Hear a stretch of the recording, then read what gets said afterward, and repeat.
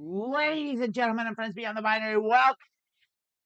Amanda Bonanza. With me there is the beautiful and wonderful Rayna Sunshine. We're here to play Limit Omaha. We're in the shit. We're four ways. I played one hand. I was on the small blind, and I called it with some marginal shit, and I folded it. It went nowhere. The person to the left of us, seat 3, I don't know what they had. They didn't bet on in position on either street. They bet on the third street on the river, and I just let it go because I didn't have jack shit. And like every draw came. So here we are. So earlier this week, I was playing and I was watching some poker videos as I am wont to do. And I realized that, well, in general, my strategy has been to be tight pre-flop, and it's been working. However, I was in this one game, and every hand I just hit every hand I had, like post flop. And what I realized in the course of that game was like, well, why am I throwing these hands away if I'm hitting them? Like, and if and so that was the thing. And so I started playing pretty loose, and I loosened up my range. And because it was just like, the card gods were in my favor that day, that I was just like, okay, this is profitable to play more hands because I'm hitting things and I'm winning post. So I'm going to be looking out for that. The focus is going to be on the table play at all and trying to exploit that. Hi, Charlotte. Thanks for the super chat as always. Big wave to you. It's going pretty well. Thank you, Charlotte. Charlotte sent her super chat. We don't have the capacity to like put the super chats on the screen. We should get that someday, and we're supposed to, but I'll tell you what it says. It says, how's it going with a little cute little fox, which I assume is a fox. It's a cute little kitty or whatever it is. So this hand here, I don't think it's quite good enough to raise, though it is double suited, but it's so spread apart that I'm just going to check it. And I didn't really hit anything. Well, 6, 7, 9. I mean, that's not very good, is it? I have top pair. I have top pair with aces, but I don't have any equity and I'm out of position. Like, I've got no real draws here, but I mean, I do have top pair. If I hit an ace, hearts could still come. We'll just see if my hand improves here. And my hand did improve. I now do have well, no, it got worse with those clubs. So I'm going to check and see if they like the clubs. If they keep betting, I think I got to fold here. And they don't like the clubs. I now have aces and nines. And I think I can probably win this hand. So I am going to check and I am going to call. I'm going to call 6.6 big blinds. They very well may have a flush, and they were checking their nut flush. But I'm just going to call anyway on the. And we do. Our aces and nines fold up. So that was it. The pot was small enough where it was like, okay, I can risk this. And we'll just let that go because it's bad. So now we're up. We're up already. Great start. Charlotte says it's the Shiba dog waving hot. Can I presume, Charlotte, that a Shiba is a breed of dog? Because if I'm being perfectly honest, darling, I never know if what you're saying is a real thing or if it's weird Australian Tasmania slang that I have no idea about. And I can never tell with you, Charlotte. Like, I love you so much. It confuses the living heck out of me, and I love it. But I apologize if I have to constantly having asking question. It's a breed of dog. It's a breed of dog, says Charlotte. Okay. And I think because is it the Shiba Inu? Is that it's something like that?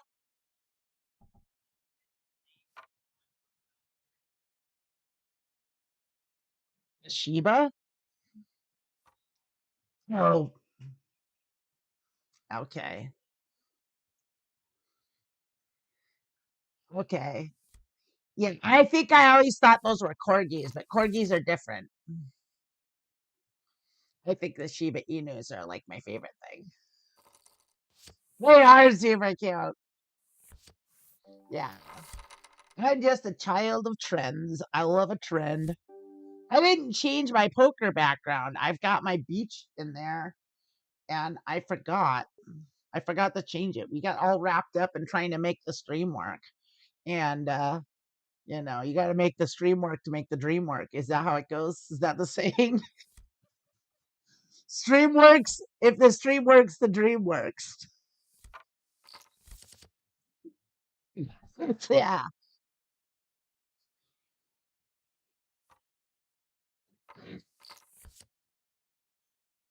That's great we can hear Rayna. Yes, she is a part of our lives.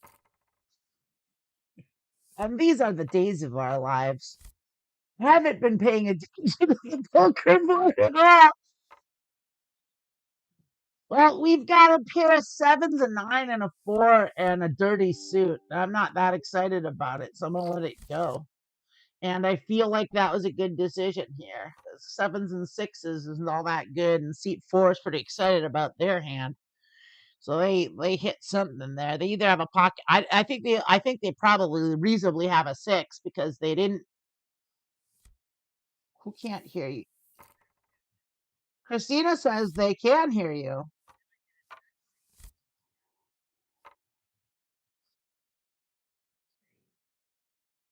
Charlotte, can you hear Rayna? Can you hear Rayna? Or is she out of the picture? Oh, they cannot hear Rayna. I think that's my end. I think I had her muted. How about now, Rayna? Can you say something? Yeah, yes, I can. I can say a lot of things. Some of them Can kind you? Well, of. I got to fold this hand.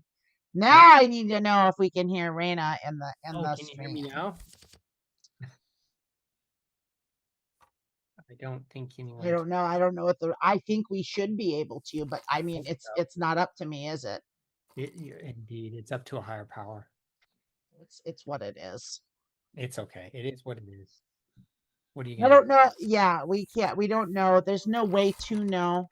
I'm just get. We ought to roll with it because there's nothing much I can do at this point. I've got you. It's okay.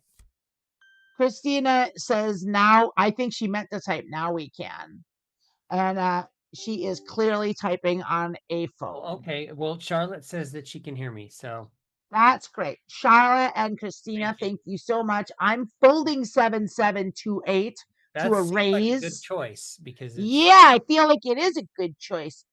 And hang on to my extra 6 big blinds that I earned, calling down a cheap right. shot from a goofball. And I feel like that was probably still a good. And Yeah, I this would think be a so. nice hand to have right now because I have the 7 blockers for the straight. Mm, So this is a great hand to bluff. really? Okay. Yeah, because I have 2 of the 7s that are needed for the straight. Okay. That's what blockers are. That's just a bad hand.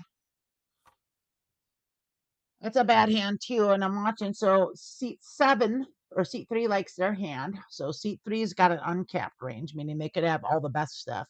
Seat 5 doesn't. They're capped because they didn't have but they could easily have a queen because they'll Mm, play random.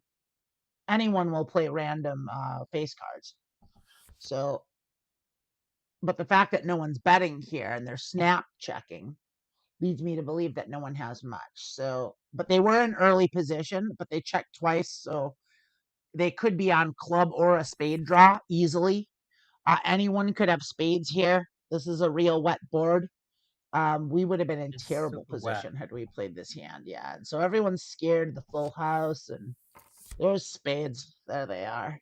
They had it. Yeah, they had it to the jack. What terrible hand did they have? Did you see that terrible hand that they Yeah. No. called with? What did they call with? They called with just straight garbage, hot garbage. Here Why we would they are. have done that? Well, I'm wondering what I'm trying to just Do they have a ascertain. strategy that is beyond our comprehension? Is it like 6. They holding? had Jack, Jack, 5-2 double suited. I know why they did that because they had a pair of jacks and it's double suited. So that's not like the worst hand That's in it, the right? world. Okay. It's not a good hand. It's not a good hand, No. but it's the kind of hand that tricks people that don't know that they're not good hands into thinking they're good hands. That's the Texas Hold'em mentality. It's like, well, I've got 2 Yeah. suits. I've Okay. got a pair of jacks. A pair of jacks is good. 2 suits are good.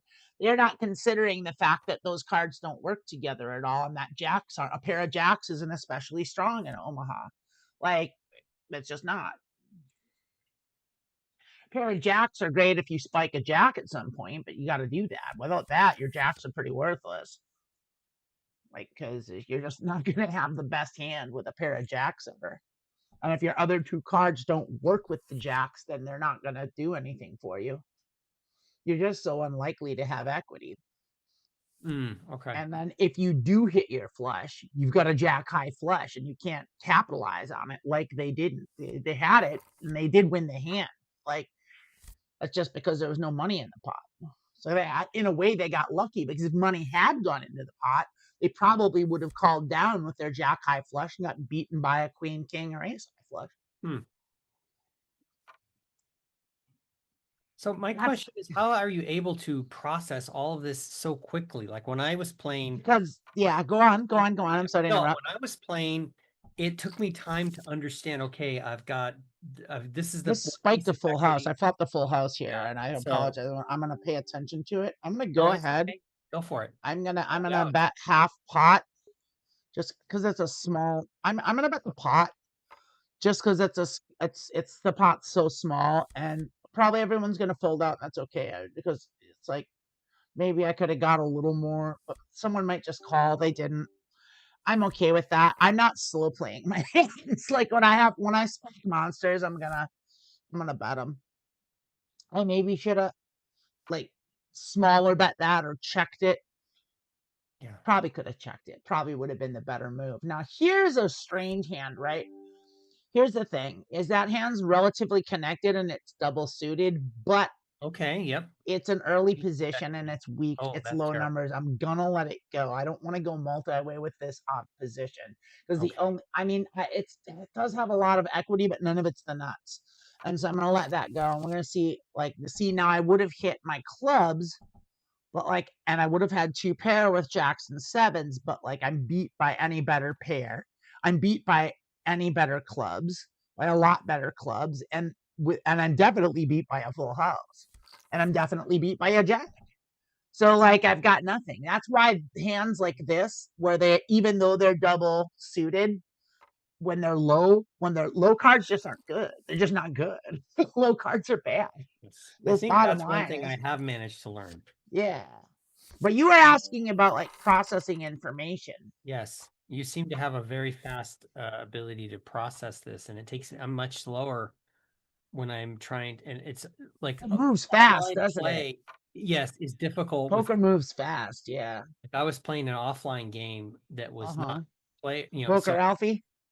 yeah, I know Poker Alfie. I've used it's a really good trainer, actually. that's what I was, and I feel Yeah. like I was learning from that. But it is a much slower pace, which was perfect for me. It's as slow as you need it to be because it waits Exactly, for you. exactly. So I can think about it and, You and should. That's what get you the should use it for. commentary, and then it was worked out. I mean, I don't know. It may not have made for a great stream, but it was I didn't helpful watch for it yet. me. I was at the party. I haven't watched the show yet. I should. Oh, it's fine. I'm like inaudible for the first 10 minutes. It's really bad. Well, that's great. Well, I can skip past that. No, thanks for Yeah. letting me know. Look at this terrible hand that I had. I'm getting some pretty dog shit hands here.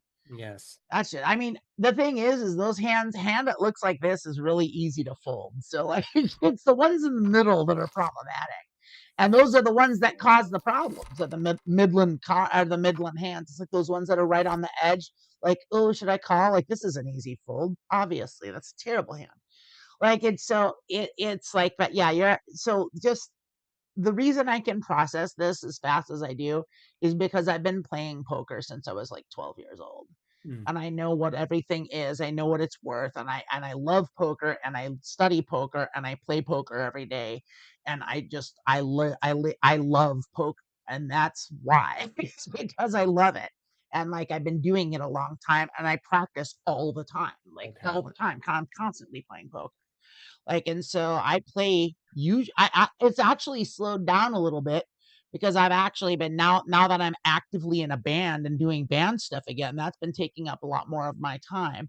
And then Right. also I'm actively trying to I've been wrestling with Fallout 4 mods for the last like 3 weeks.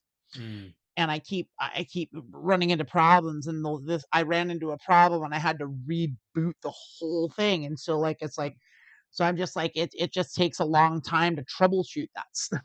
I've been wrestling with my computer and I've been like wiping it clean and I've been freeing up space and I've been like going into PowerShell and changing like manipulating any files and all this stuff that's like pretty deep core stuff.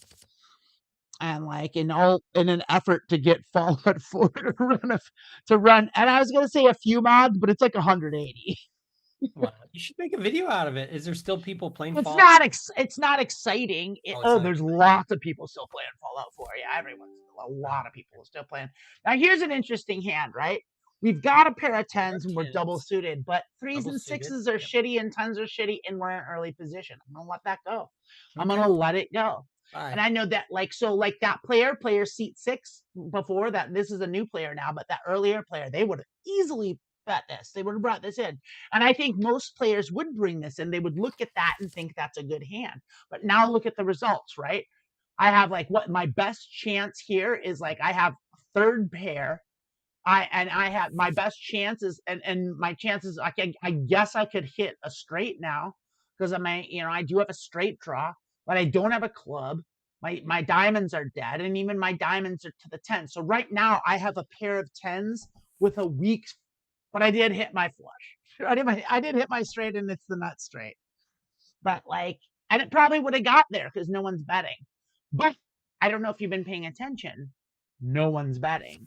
So this is the kind of table where I can probably throw my weight around. But I want to earn a few more chips before I start doing that. So now we're on the big blind, and this is a hand I'm going to call because I'm on the blind and I'm getting a free roll, so I'm just going to take it. Yep.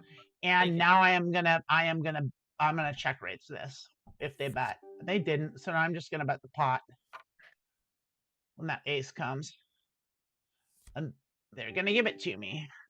I think this table is ripe for bluffing,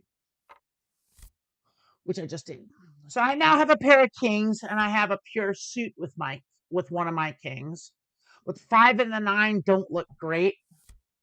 Nope. I'm getting a free roll here. I am gonna kick this up just a little bit. I'm gonna put 3 chips in here just to get. Maybe I can get one person out of the pot, and if not, I can juice the pot a little.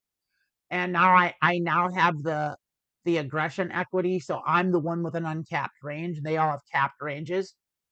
Well, let's see. I don't like they're not gonna limp, and we got someone out. So right now, that's very good for me. So since I'm in early position, I do have a strong hand here, but like either of these two goofballs could be playing a 6. They shouldn't be, but they limped.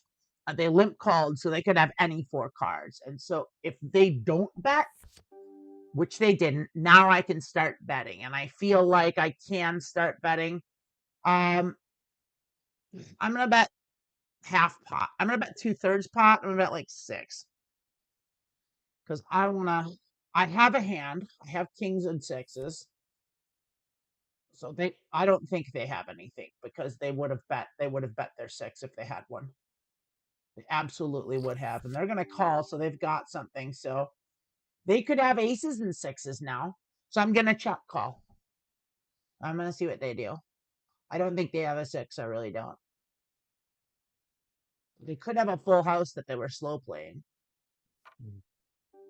Now they're gonna bet half pot. I really don't like that.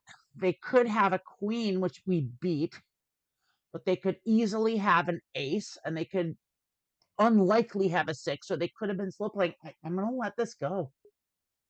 They bet on the river. I'm going to give it to them. I'm just going to believe them. I've been burned too many times calling river bets, and especially when they don't bet pot because they want you to call.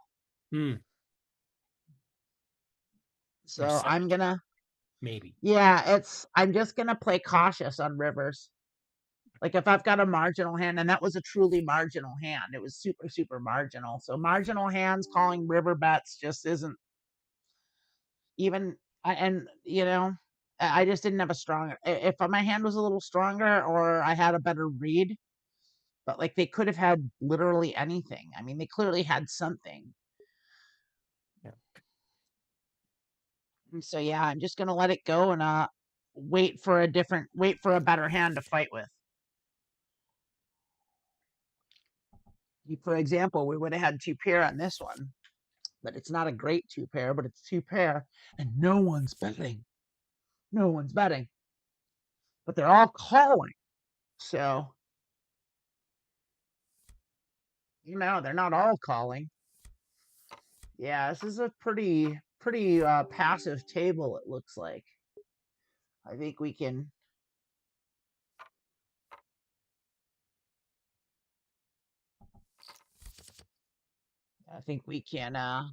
Look at that, another 2 pair. I got 3 pair. That's a monster hand. 3 pair is great on the flop because it blocks everyone else from having anything. This person's betting, so it means they probably have an ace.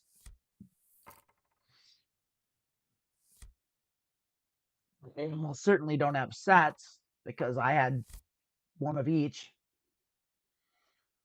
So this is also terrible. Let's see if we can get a free roll here. Looks like it. Looking good. We've got a happy limper behind us. That's great.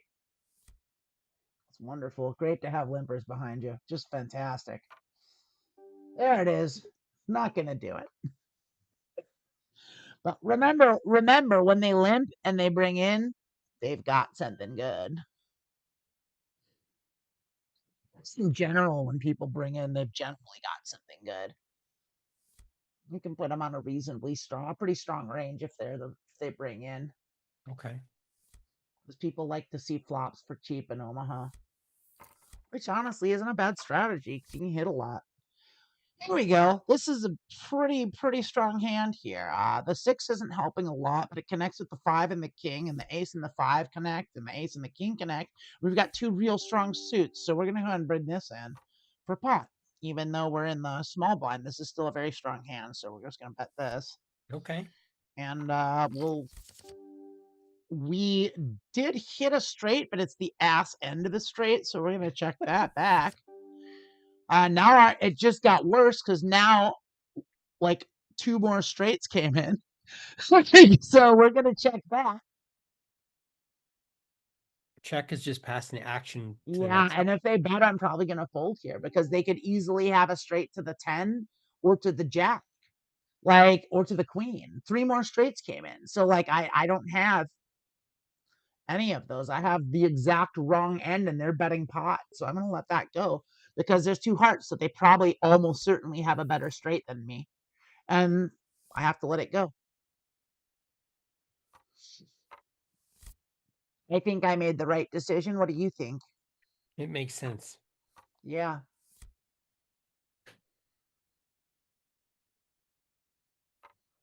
I would have never folded that in Texas Hold'em. No fucking way. I would fold a straight in Texas Hold'em. Out before the river. But I would on the river if it went crazy. Maybe even not, though. But I think my read of them having a better straight than me was pretty accurate. I'm not in any way concerned that I was wrong. I am absolutely certain they had a better straight than me. Right.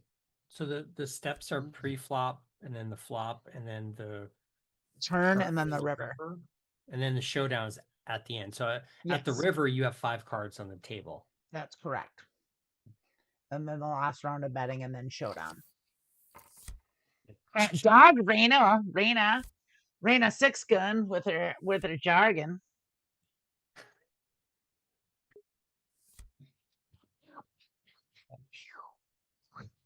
Get my shooting irons. Oh, sweetheart, when you come over today, bring my hat. Oh yeah. I need it for the show on Sunday. Oh, okay. I thought you hated the hat. No, I don't want to wear it on the camera because it gets in the way and it interferes with my headphones. But but it works. It's like your look, right? You're kind of it's like my show look. Yeah, I need it for my show. okay, yeah, I will. Yeah, it's part of my uniform. Oh, Christina, we're going over to our house tonight. Just if you didn't know, I was actually supposed to tell her, but you're supposed to ask her if she wants to. Whoops. But I like that you're just like, yes, this is what we're doing. Yeah, things have changed. I know. I was gonna say, look who's topping.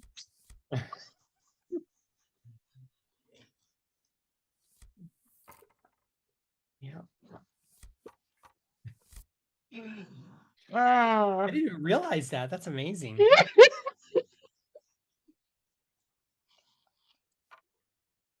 I'm waiting for a comment to come in. Oops. I mean, oh, that's Charlotte. I didn't. That had to be a porno, right? Like, look who's topping. Oh, I'm sure. It's like Bruce Willing. There's no possible way that is not a porno. This is. Oh my goodness.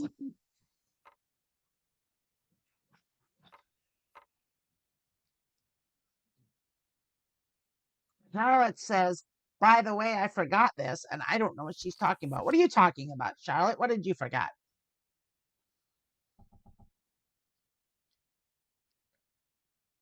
I think Jackson sixes are good here. I bet they're good. Nope, they're not. No good in this town. Definitely not good. Hmm.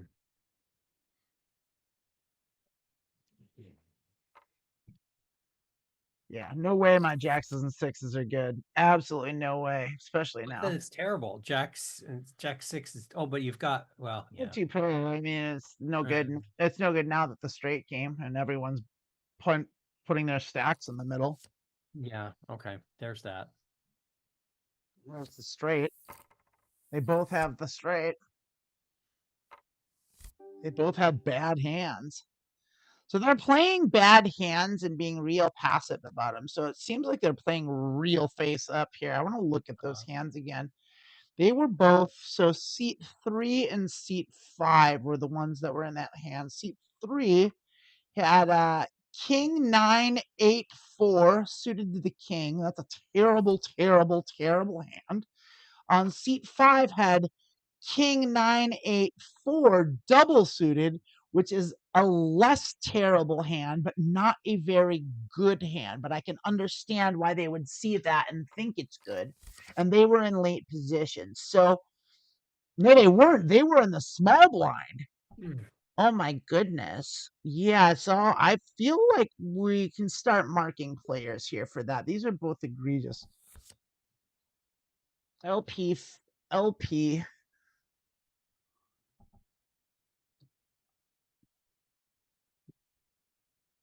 is What is weak. LP?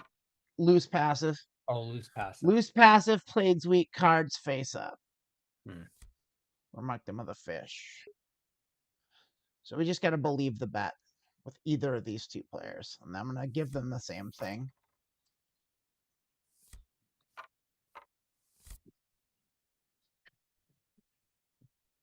It's a terrible hand.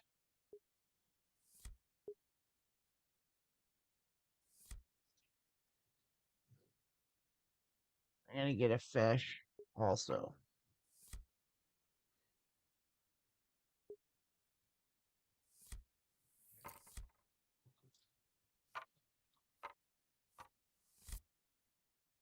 These are the gets it in bad.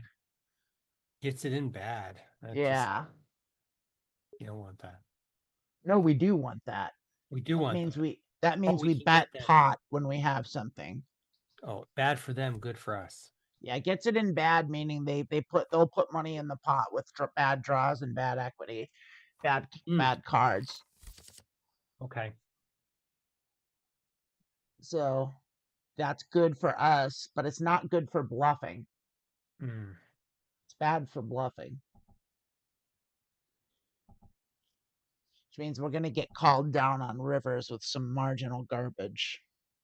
Then again, they did have straights, but they both had they had weak straights. Neither Right. of them had the nut straight. They both had the same weak straight, and so it was like, well, they both got it in, and they both were playing hands that they shouldn't have played. Like, and they both like were betting weak, and they both got it in before their straights came. So I guess they were betting their draws. I kind of want to rewatch that hand because I would relook at it here because what did they have on the turn? They had I don't actually understand how to read these. they This had straight draws. What do you not understand about it? okay, so it's got the positions. I Okay, know. I got that. But what is the card dealt That's based what they on? had. Those are the hands that they had. Hmm. Okay, okay. So can you see my mouse? I can. So here, I don't know if the people watching can. It doesn't matter. But so the cards dealt is what every player had. These are all the cards they were playing, and these are the hands, the cards that came, and then that's the positions, and that's all I care about. This is, and over here is what they bet and all the bets and all that stuff. like total win-loss amounts, just for statistics. But I just look at these because I want to see what they're playing from what position and how they're playing him. And I wasn't. Okay. I'm Oh, gonna you know fold what? I was this. expecting to see like each turn, but this is like all the Because cards. I've got that. If I scroll down like this, it shows all that stuff here too. But I'm not Oh, looking at that. Like it's all there. I just want to see.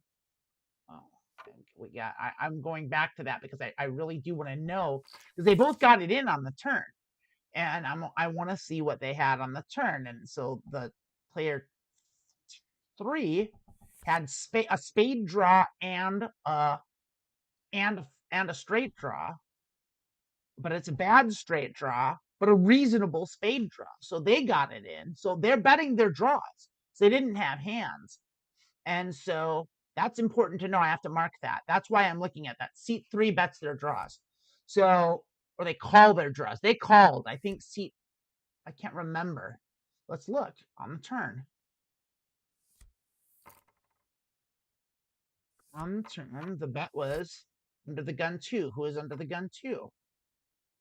That was seat 3. Seat 3 bets their draws. So that's an out of position. Oh, no, they were in position. This is a strong hand. I'm going to bet it. The 2 sucks, but it's still kings and a suited. So I'm going to bring it in for chips, for pot. We're going to see. I think seat 3 is just going to call everything.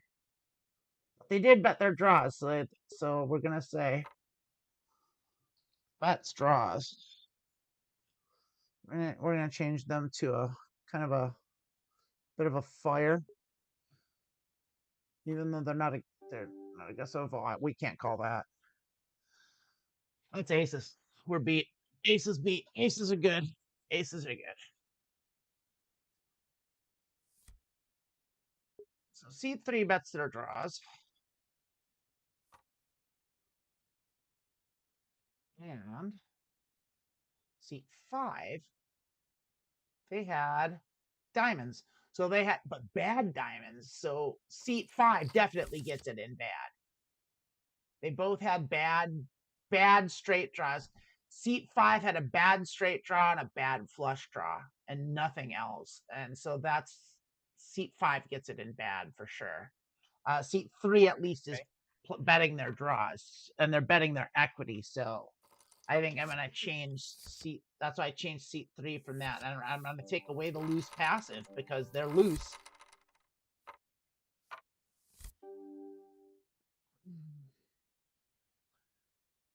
It's just not good enough in early position. That's Don't like being down, Rayna. Yeah. Well, Not like being 10.6 big blinds down yeah, that 34 minutes into a session. I don't like yes. it. We did spike our 5, that's for sure.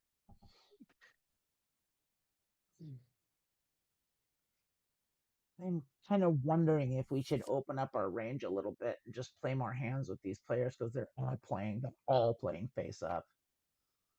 So that's clearly a hand. Mm. And they probably had it on the flop because they're in early position and they checked in first position multi-way, which I would do. Like, so that's fine. And remember, but they get it in bad too, so it's hard to tell. I gotta see more showdowns with seat 5 before I make a judgment call on that. This is a terrible hand. Let's hope for a free roll here. We can't call any raise. Yeah, I'm that's gonna do a terrible. free roll. And what a great hand to not be in. Terrific hand to give up one big blind for, I think.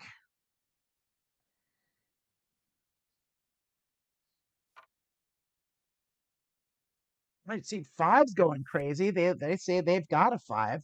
They're yelling it, or they've got 2 kings. I don't think they had 2 kings. They would have brought in for more. Well, they had a 5, possibly a 5 and a king. 6, 7, 7, 9 with a suit. That's a playable hand for sure. But it's an early position. Doesn't seem that great, but It's a suited rundown. okay. That's And, fair. and I'm wondering. I'm in the small blind and I'm gonna go multi-way. It's not good enough. I'll give up the small blind and just kind of see what happens. I'll just watch. Yeah, ring end of a straight draw. There's a bad straight draw and no suit. Yeah, we've got a double gut shot straight draw here, so we're not in terrible shape. Now we're in now we have three nines, so we actually have a lot of equity here, reasonable equity, and definitely enough to call that.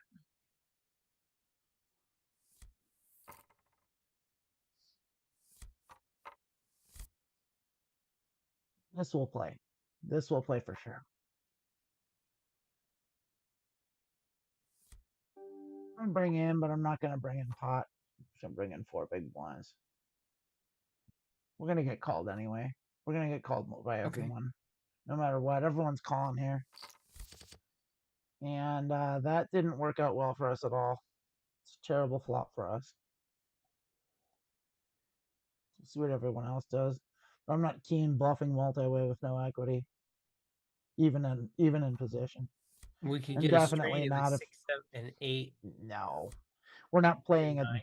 double gut shot, a backdoor straight draw with we block one of the cards and there's two suits. There's two of a suit on the board.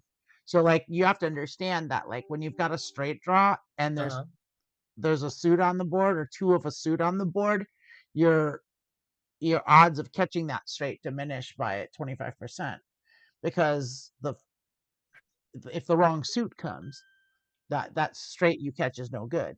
So it's like if you have like so if you have either end of a straight, let's say there's two cards that can come that'll complete a straight for you, right? That's 4 cards out of the deck, right? 4 out of approximately 50, 4 out of 48 because you see yours, but you round it up to 50, so you can double that. So 4 times 2, or so 8 times 2 is 16, and then because there's 2 cards coming, you can double that again. You can multiply that times 2.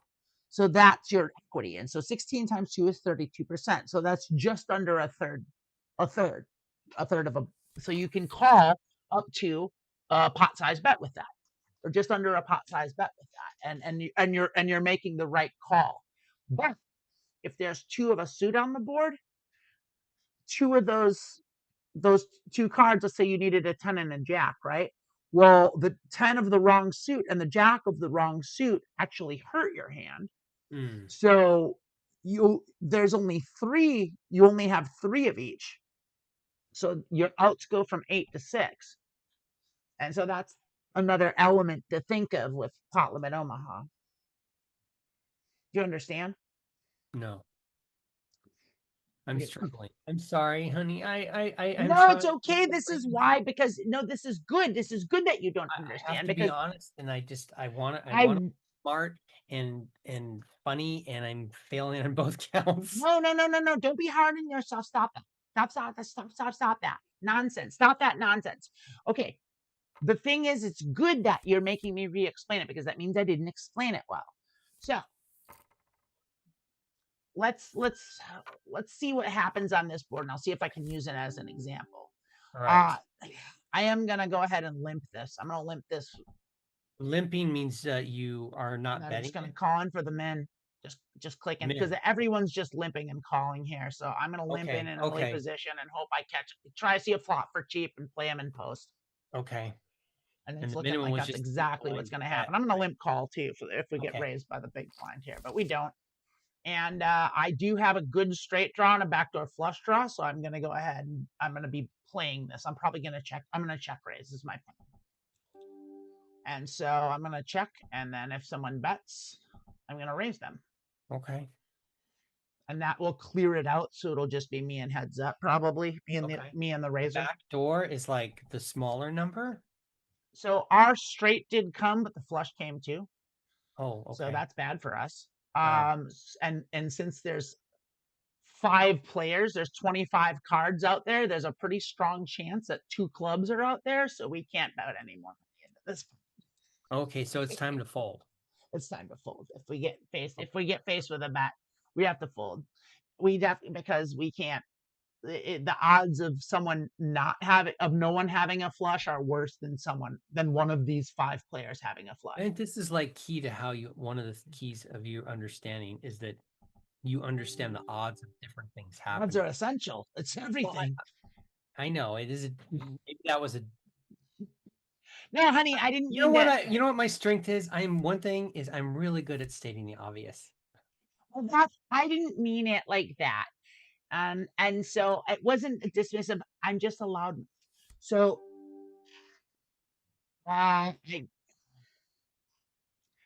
when they bet one big blind, they can go fuck themselves.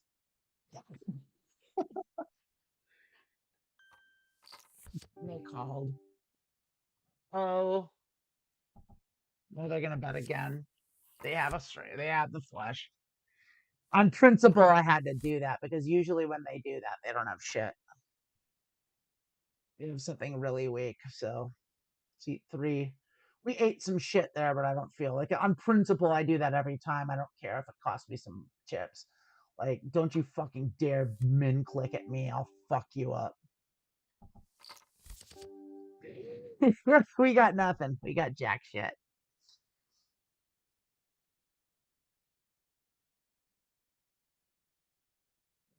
I am trying to, I don't know what we were talking about, but we were talking about equity. I got confused and I started explaining pot odds and like outs. And that's important because that is what we were talking about. But like, this is particularly true with straight draws. And so this is the thing with straight draws. So like, I'm going to try and quickly explain like odds and simple odds calculation for you as best as I can, because that's I think a place where we can start. So here's a shortcut to calculating odds, and this is what the pros do, and this is what I do as well. And there's 52 cards in a deck, right? Yes. Okay, so you understand that, right? I do. Obviously you do because you just agreed.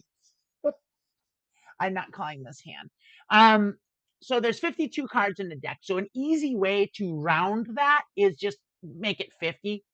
Like, so 50 is half of 100. So 100 is 100%. So each card is worth 2% because there's 50, right? And it's approximately, it's a little less than that. Do you understand? Do you follow? Yes. Okay, so each card in the deck is worth 2% equity, right? Right. Okay, so when you have 4 cards in your hand, you know what 4 of those cards are. So when the flop comes, that eliminates 2 of the 52. So it's actually 48 in Omaha. And in Texas Hold'em, it's exactly 50 because you have 2 cards in your hand. But then when you see the flop, well, that's 3 more cards, right? That you know what they are. So that's a total of 4, 5, 6, 7 cards out. So it's actually 45 is how much 45 is the number of cards left in the deck. This is a suited ace. I'm going to just min click on the small blind because we do have a suited ace and a 9 and a jack. And this is a reasonable hand. And it missed hard. So I'm going to give up on this. Bail out. Okay. Well, I might check raise if they go real weak. Now they go pot. I'm going to let them have it.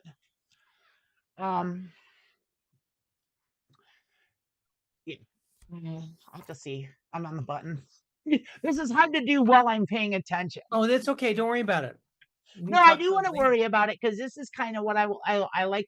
This to me, it's what this show is about. Really, is trying to help people understand.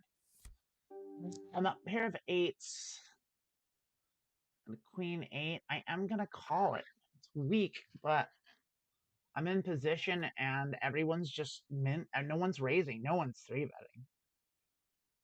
I can see it cheap flops and hit something. And I did spike a queen, but that's all I have. So it's not great because I have bad kickers. Can't beat queen 10.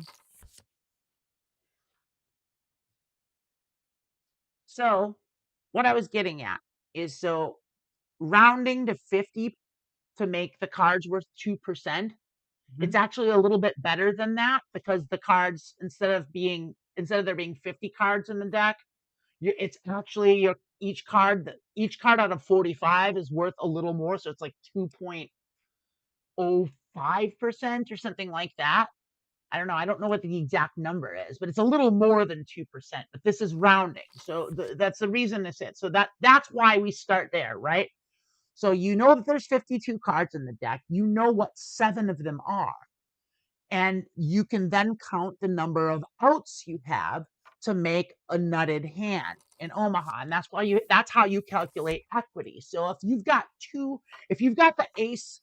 a suited ace in your hand and 2 of your suit comes, you know that there's 13 of each suit, right? Are you aware of that? Each I suit was has not 13 technically cards. aware of that, but I Okay, well, you can understand count how them, you. right? So coming down from the king, you've got ace, king, queen, jack, 10, 9, 8, 7, 6, 5, 4, 3, 2. That's 13 cards. So 13 plus 13 times 4 is 52. 52 divide whatever. We did hit our suit, and we're late enough in position to do a half bet here. Just kind of a feeler bet, even though Okay. this is pretty Don't weak have much. sauce. We have high card and we have a 2 kicker, right? That's Yeah, the. but we've got weak opponents Oh, okay. when we're in position.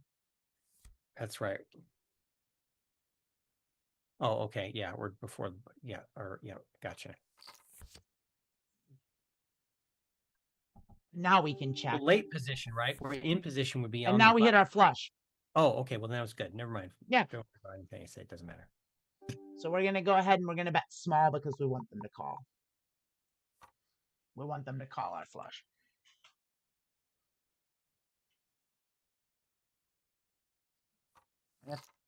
And then we win.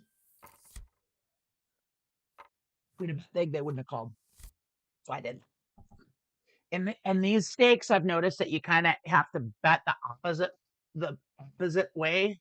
Like you should, if you want people to call you, you have to bet small. If you want people to fold, you have to bet big. Like almost every time.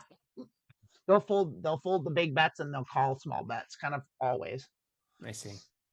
Yeah. And so anyway, so let's do some math here. Let's calculate pot odds, right? I'm gonna definitely fold this. So there's 4, let's say suit, whatever your suit is, let's say diamonds, because we had diamonds. So you've got the ace of diamonds and another diamond in your hand, and there's 2 diamonds on the board, meaning that you need one more diamond to come for the nut flush, right? Is that correct? Yes. So how many diamonds are left? If there's 4 out there. Well, you said there's 2. There's 2 cards coming. How many diamonds are left? If you have 2 in your hand and there's 2 on the board, how many diamonds are left in the deck? Well, none. Oh, No. diamonds. Oh, okay. I was Diamonds. How many thinking of diamonds? specific. Out of what's 13 minus 4, Rayna? Oh, 7, 8. Are you sure? Wait. Oh, 9. Tell me this is the pressure of being yeah. 13. I love you so much. I need to do things on paper. I'm sorry. I'm not 13 minus 4. Well, so this is a thing. This is a critical aspect of poker is you do need to be quick with basic arithmetic. So like if you're not, that may be something to practice Yeah, if you I want to know. get good. So it's Like just weird. I missed a lot of school when I was a little kid. I never learned arithmetic very well. I actually know multiplication you work very in well. computers as well. That's you work. You don't need that. You don't need I that. guess no, I guess you're right. That'd You're be right. like You know. I'm doing a differential calculus to program something. No, you just go to a library. Well, I dropped out of trig. I couldn't handle trig. Yeah, I I hated did it. trig. I mean, I did 3 semesters Yeah. of calculus. I've done linear You did algebra. 3 semesters of calculus and you don't Yeah, know what 13 minus 4 is off the top of your head? it is strange, isn't it? That's wild. 13 minus. Wild. Well, it's 9. 13 I said 9 this after 2 or 3 tries. No, actually, Irena, I love you so much. You said 8. Well, I mean, initially, and then I corrected myself. An off by 1 error Because is a I asked common if you programming were error. sure. Just remember, an off by 1 error is one of the 2. Yeah, it's one of the most common programming errors. Yeah, and does it yield good results? Mm-hmm. Does it yield good results? What, an off by one error? Yeah. No, it doesn't. It's disastrous results, doesn't it? Hopefully you're catching the exception that gets made. Does bad math work, Rayna? No, it's not. It doesn't work well. It depends on what you're trying to do. If you're trying to create an error for testing purposes and see if you can catch the exception raised, then it's great. Oh yeah, it's ideal. Is it I'm ideal? so sorry. I'm sorry to tease you, but this is too good. So, okay, honey.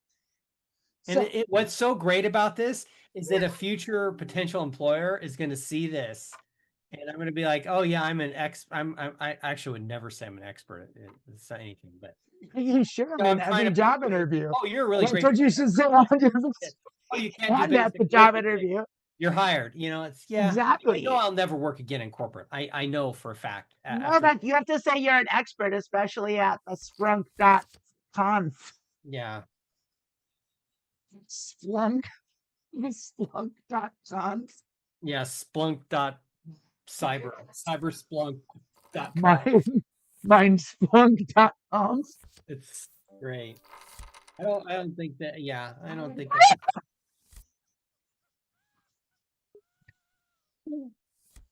I think the idea is that you're splunking, like they're taking an analogy. Don't you, when you explore like a cavern? Spelunking, and they're probably abbreviating it. And then they're because tech guys think they're really fucking clever. Yeah, they do. They're really just the biggest jackasses on planet Earth.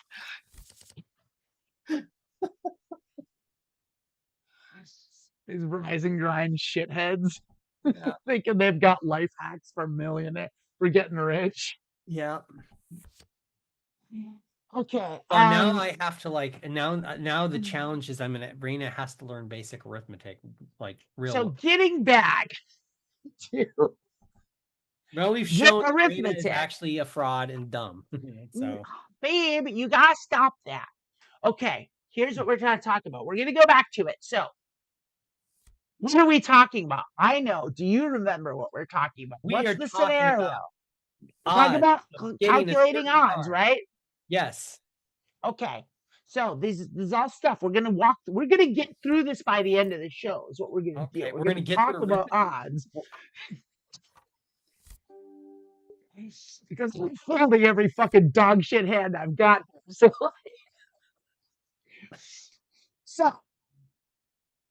we have the ace, we have a suited ace in our hand, right? Diamonds. Gotcha. You have an ace. I have and there's 2 diamonds on the board, right? The other cards don't matter.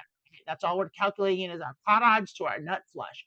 So if we have 4 diamonds, or 1, 2 in our hand, 1, 2 on the board, and we know there's 13 diamonds in the deck, and we know that 13 minus 4 equals 9, Rayna, tell me how many outs we have to hit the nuts. What's an out? Outs are the cards that we need to hit, the draws that we need to hit. Those are outs. Those are called outs. See, this is important. You didn't know that terminology. And this is why I need you here, because like I assume I know what I know and I talk in poker talk. And not everybody knows what I'm talking about. And you are a wonderful person that you're smart, but you don't know poker jargon like I do. And so that helps me because like, we got to shacks. I have to pay attention to this hand because I think I'm going to play it. And you're going to do that. I'm going to bet you. I'm going to rate you bet 1. I'm going to raise you the pot. And they say they've got a queen, but that's all right. I've got the jack blocker, so I'm going to check and I'm going to call. They have a queen. We're in trouble. We got to fold. Straight. Bollocks.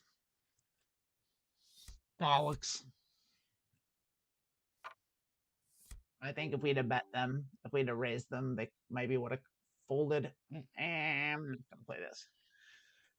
And sorry, I had to play that hand. I had outs that were good, and they didn't come. So my move of raising pot to min clicks isn't working. So I'm going to stop doing it. That's twice in a row that I tried it, and they just called anyway. So they're calling everyone here is calling real loose. So we're playing at a table full of calling stations, which basically means we have to sit back and wait till we hit a hand, and then when we get a hand, we gotta throw chips in the pot. That's just all there is to it. Everyone's calling light, calling they're chasing all their draws. So it also might be rife for triple barreling. But anyway, I won't explain that. That's more jargon. Where were we? We were talking about pot odds, yeah? Yes, pot odds. Yes, and Okay. outs. And you were Calculating your explaining what outs. outs are. Rayna, tell me what outs are. Outs are the cards that you need. Yes. Outs are the cards that you need to make what? A good hand. The nuts. The nuts are the effective nuts. And tell me what the nuts is, Rayna. The nuts are the best possible hands. Yes, the nuts are the best possible hand. The effective nuts are the hand that's good enough. Like, for example, if like there's 2 2s on the board, like, and you have an ace high flush, you probably have the nuts with your ace high flush, but there's a chance that someone has a full house that could beat you. You know, like there's a chance someone you've got the best full house, but the board's paired, like, and you don't have like you've got kings over 2s and there's a pair of 2s on the board. Technically, someone could have quad 2s, like, but you have the effective nuts, which means it's good enough to bet heavy. You have a strong made hand, that a very strong made hand, the best possible or close to the best possible. That's the nuts and the effective nuts. And so with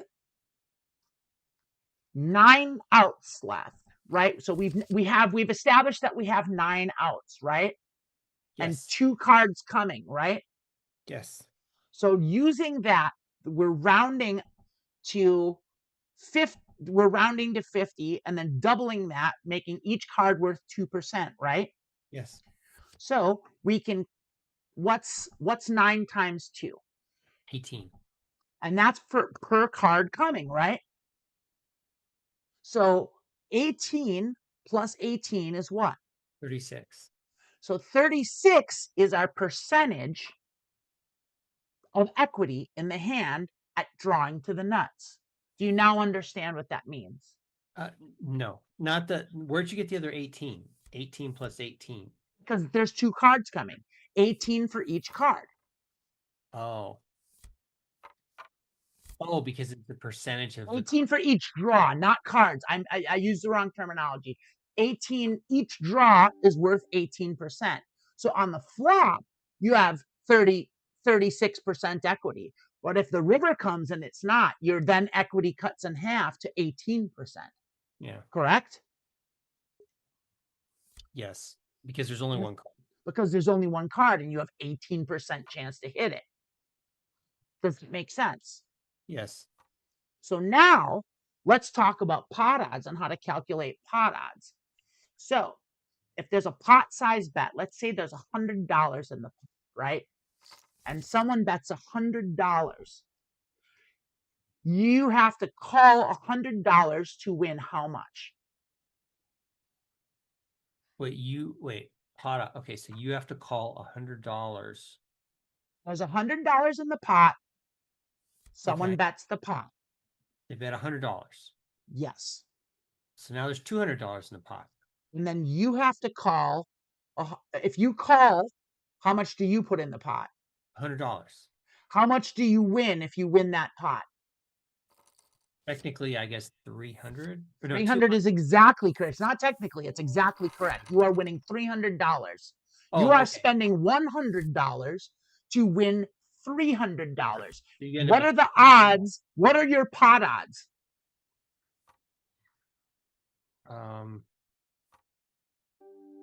If you're getting 1 to 3. Oh, 1/3? You're getting 1 to 3 on your 3 to money, 1. right?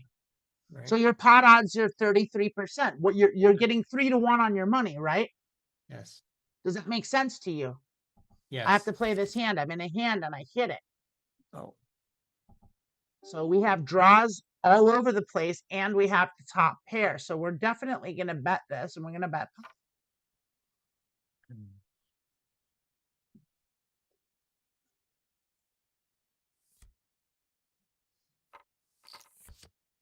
We hit our flush, so we're going to keep going. But we're going to bet small because the flush did come. So I'm about third. Probably going to call us. Now, they could have a full house. They could have us beat. But they'll put more into the pot if they do. They might have a better flush than us, but we're still going to bet it. We're going to bet half pot here and see what we get. Yeah, we have a better flush than us. We're going to let that go. We're just getting our ass kicked. We've just been bleeding chips. We won that first hand and then we lost. Now here we have a hand too. We're on the first bullet. We haven't like reloaded. We're on the first bullet, but we're just bleeding chips here. Well, We are going to bring this. We're going to raise this up because we do have, it's a weak suit and they're weak, but we do have two pair, which means we have a 1 in 3.5% chance to spike trips set on the flop. We did hit our flush. It's a weak flush, but it is a straight flush draw. So we are going to actually bet this. Now we're going to check it. We're in early position. Always check our flush. And now we have a full house draw and a flush and a straight draw. So we have lots of draws here. So we're going to go ahead and bet the pot, put some money in this pot that we think we might have the best hand in. They're going to call. And now our hand is an 8 high flush. So it's a pretty weak fucking flush. So we're going to check it and we're going to call it. We're going to call them this time just to see. They were bluffing. So we know that seat 6 is capable of bluffing.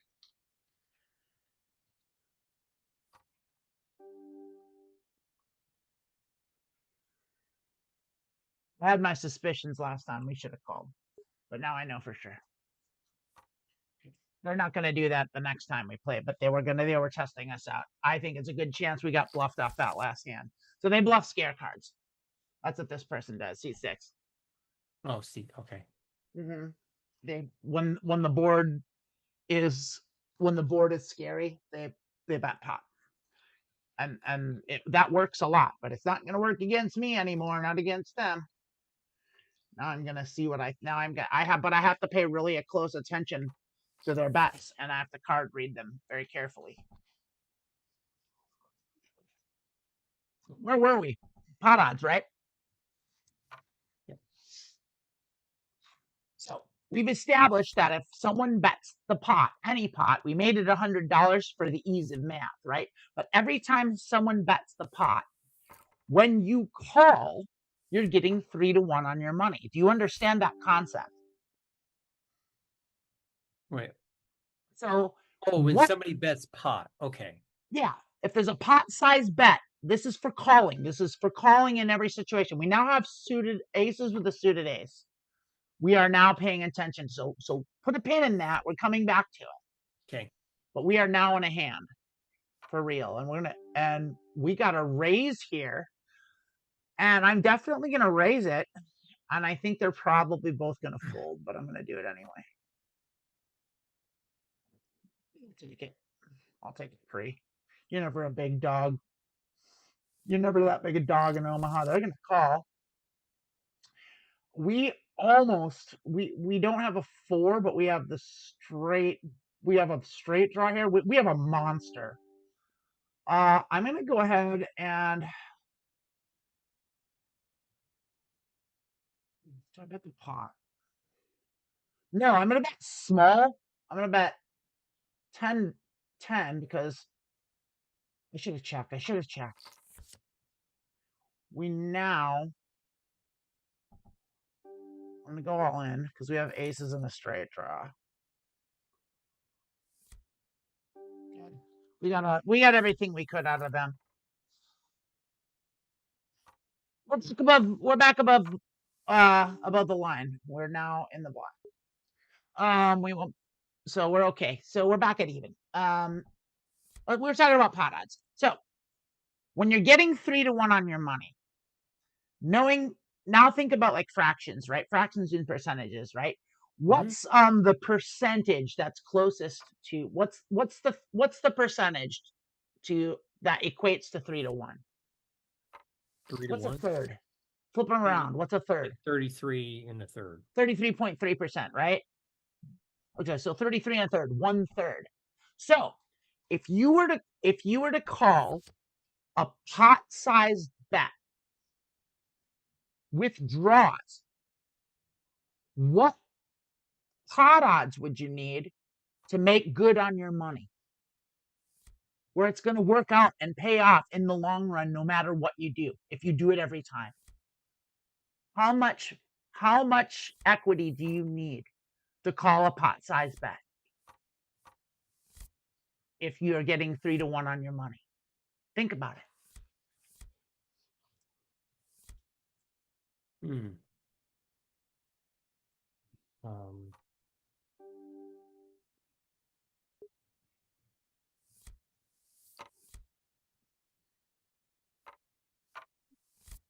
I mean, I'm not sure how equity equates to pot odds.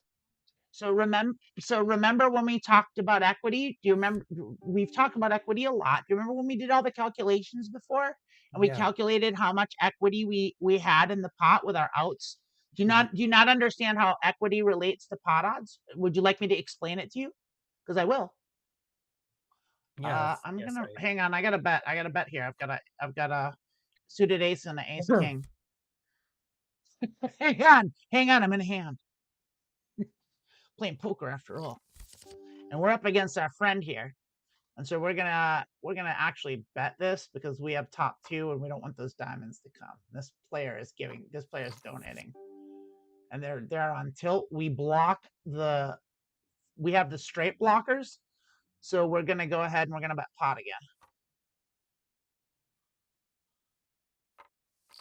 I'm gonna call, and we think we're still good. We're gonna go all in. Yeah, I don't have a 3.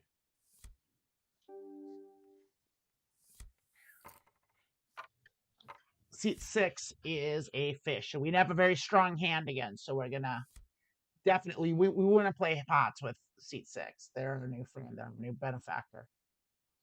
What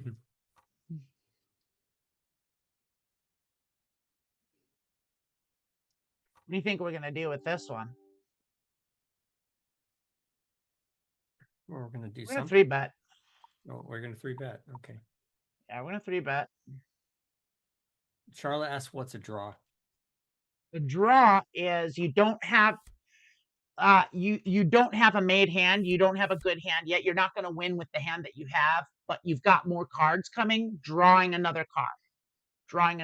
That's what a draw is. All right. Do we bluff here? We do not have a lot of equity, and we have a marginal hand, so we're going to check. Our hand is dog shit now. We have nothing. Pair of jacks is no good. Pair of queens is good. We can't call. We don't have any equity. Let that go. Okay.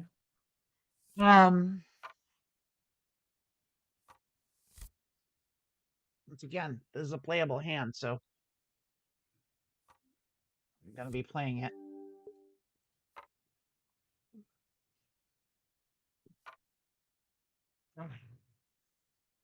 You have to let that go. This hand isn't good enough to call a 3-bet out of position. Terrible.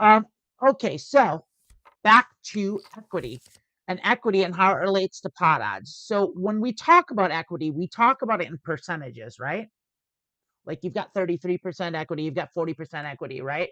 Do you remember what equity we had with our flush draw, with our nut flush draw? 36%. Yes, that's correct. So why do you think we talk about equity in terms of percent?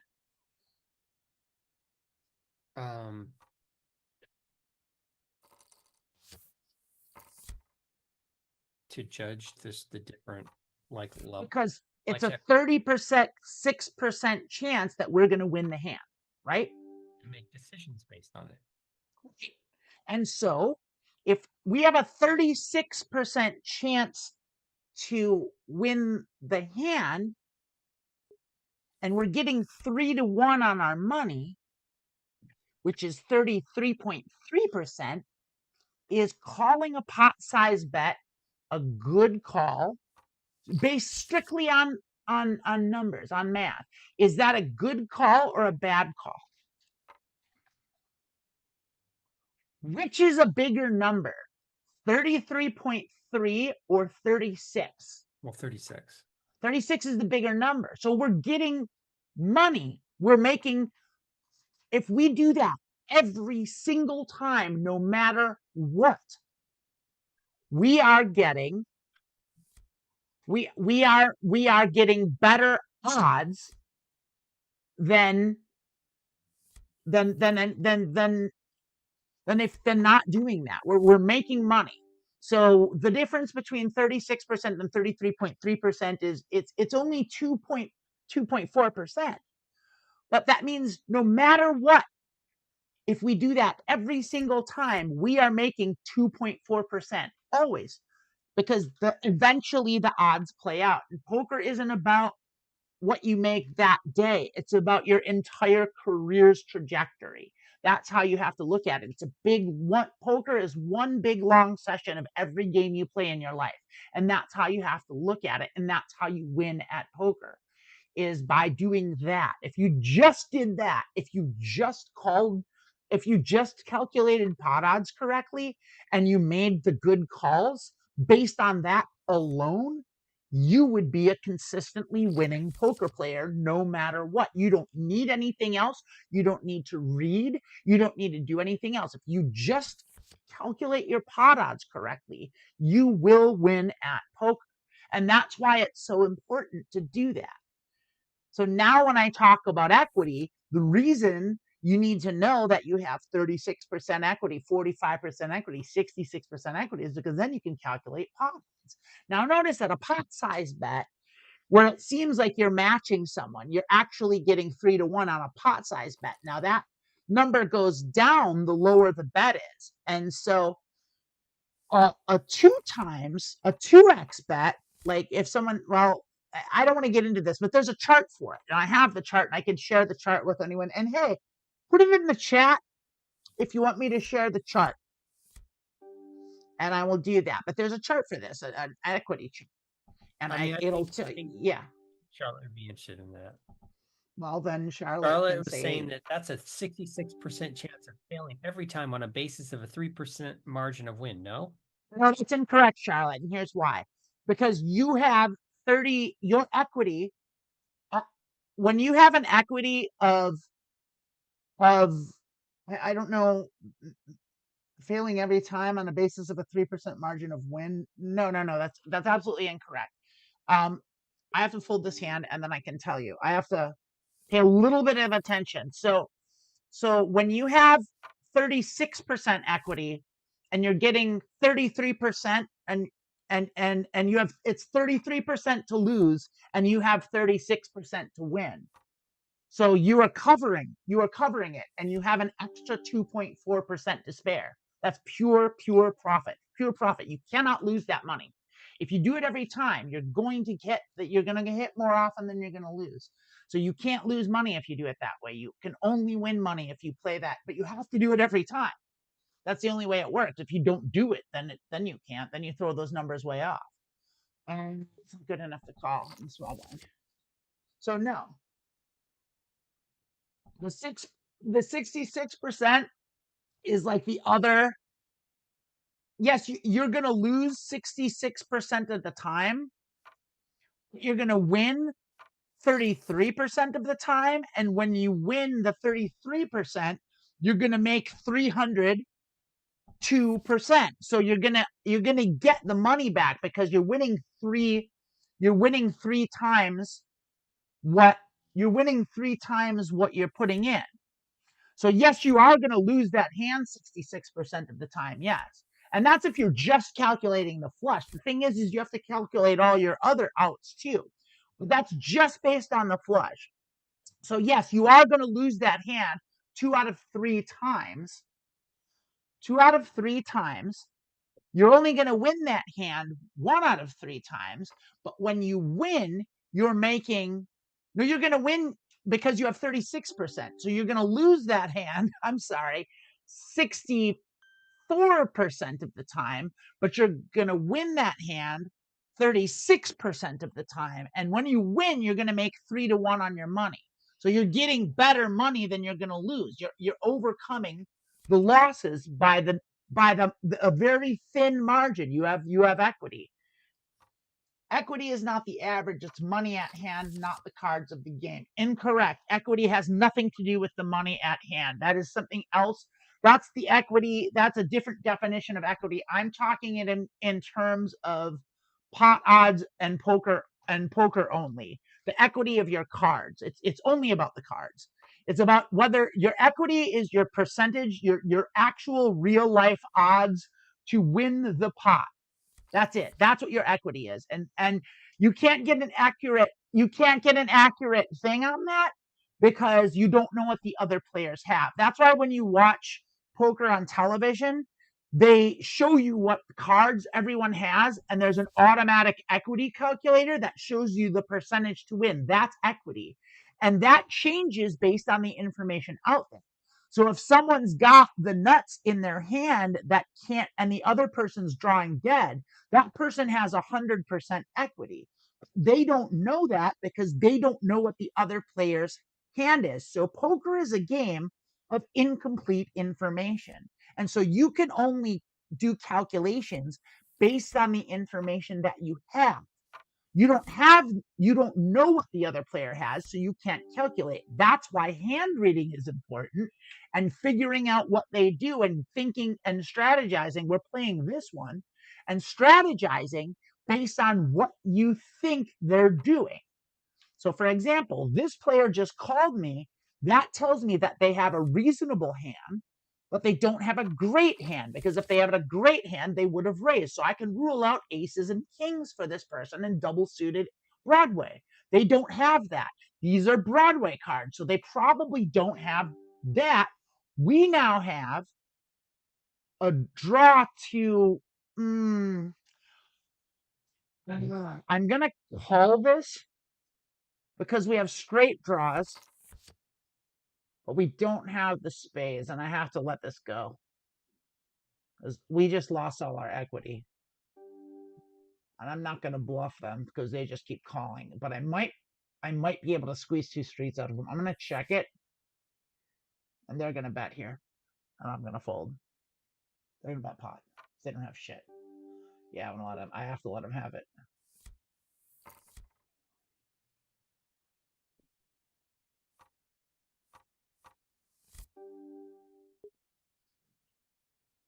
Yes. Yes, Charlotte. Card equivalent. That's what it is. So that's exactly. So when we're talking about equity, we're not talking about money. We're talking about the percentage to win. How much of the pot you own. That's if you look at it that way. If you're looking, you own, when you have 36% equity, you own 36% of that pot. And that will change depending on what new cards come and what happens and the way people bet and the way people play. But as it stands, and like I said, if you use that math to calculate your odds alone, then it will pay out because that is a time tested and proven method equation to work. And that's what professional poker players do. They calculate pot odds and they bet according to that. Now they do a lot more on top of that, like card read, like knowing their opponents, like watching, they're looking for tells, like bluffing and doing all this stuff and strategizing, and it becomes like that. It becomes like the strategy of like baseball, like when you're like the pitcher versus the hitter, where are they going to throw, it's like if you don't understand like the way baseball works and you just know that people throw a ball and someone hits it, then you don't understand baseball, and baseball's real boring. But if you understand like the strategy behind pitching, and like, okay, like I've thrown 2 fastballs high and inside, and they both were strikes, the count's 0-2. Well, it's almost certainly that they're going to throw a ball, right? But they know that that. So then they have to think, well, then if I throw another strike right in the same spot, they won't see that coming. So it's like, it's pitching, it's strategy, and it's psychology, and that's what poker is. And so we talked about earlier calculating pot odds and arithmetic. One of the reasons I like poker and I'm reasonably good at it is because I spent 25 years in the hospitality industry, bartending and waiting tables. And the two things you get really good at, waiting tables and tending bar, is calculating percentages because you know exactly what everyone tips you, and, and reading people because you know what they want. You can tell by people's body. You get to read their body language real fast. You can tell what they want before they even know it themselves sometimes. And so those two skills of reading people's body language and calculating percentages transfer exceptionally well to the poker table because those are the two most used skills at the poker table. So I have 25 years plus a lifetime of playing poker and actually studying poker, to which gives me an edge over most players, but I'm still learning. I'm still not a winning player. And so even with everything that I know and all this stuff that I'm telling you and all of this, like, which sounds like a whole lot of hard to remember stuff, and how do I remember this so fast in a short time like this? Well, it's just because that's how it works. But like even with all of that, which is going on in my head every time I look at this, and while I talk, I'm still not a winning player. I'm not a profitable player yet. And so that's how hard poker is. It's not an easy game, not at all. We have a suited ace and a small rundown here, so I'm definitely going to bet this. I'm going to just juice it up a little bit because I am in position, but I don't see the point of betting pot with a drawing hand, with a marginal hand, but it's good enough to play in position. And we're not getting 3-bet basically ever. So there's no reason to put a pot size bet in here. We did hit a pair of sixes. We have a gut shot straight draw. We got a couple gut shots, like a two-way gut shot straight draw and a backdoor flush draw. We're in position, so we can follow up with this. I'm going to go ahead and bet half pot just because that's a good amount to like kind of see what people will do. They'll fold out their junk, they'll call their draws, and they'll raise their thick equity. And then we just have fold equity like that, and we just win the pot. And that's what you do in position. That's why it's important to be in position as much as you can be. We do have double suit, but these are real shit cards, so we're gonna let that go. Wait tables get a free psych degree. Oh, that's for sure.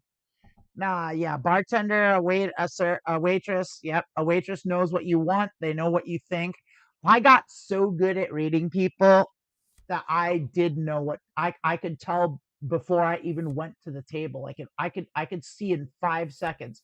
I would know whether or not those people wanted dessert, whether or not they were gonna tip well, whether or not they were gonna what they were gonna order, like if they were going to have drinks or not. I could tell all, if they were going to get appetizers. I could tell all that stuff before, most of the times before they even sat down. I could just tell by looking and the way they carried themselves. And I wasn't right all the time, but I was right most of the time. And I was actually a super super good server. I was real good at it. And then I just got burnt out at the end. I just got so burnt out. And then I lost my job, and then I just was like, I'm done with this forever. And then COVID happened. So it's like I was so glad to be out of the industry at that point. Yeah. There's no way I That would would have have been a kept it. nightmare. Oh my god, I can't imagine waiting tables through COVID. How awful that would have been. Risking your life with that scary ass disease, like for the fucking nothing they were paying you. Yeah. Horrible situation. Horrible situation.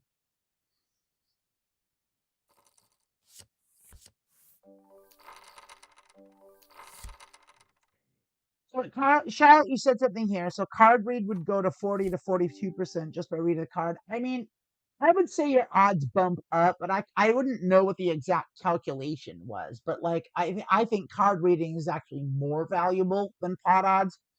I'm gonna bring this in. I like this hand. I'm gonna go ahead and bring that up to 3 and just kind of see what happens. I feel like that's a good amount here. I don't need to bring in pot with these kids. Like I can bring in pot. I don't think anyone's paying attention to my bet sizing really. Like I said, no one's 3-betting, and it's a marginal hand out of position.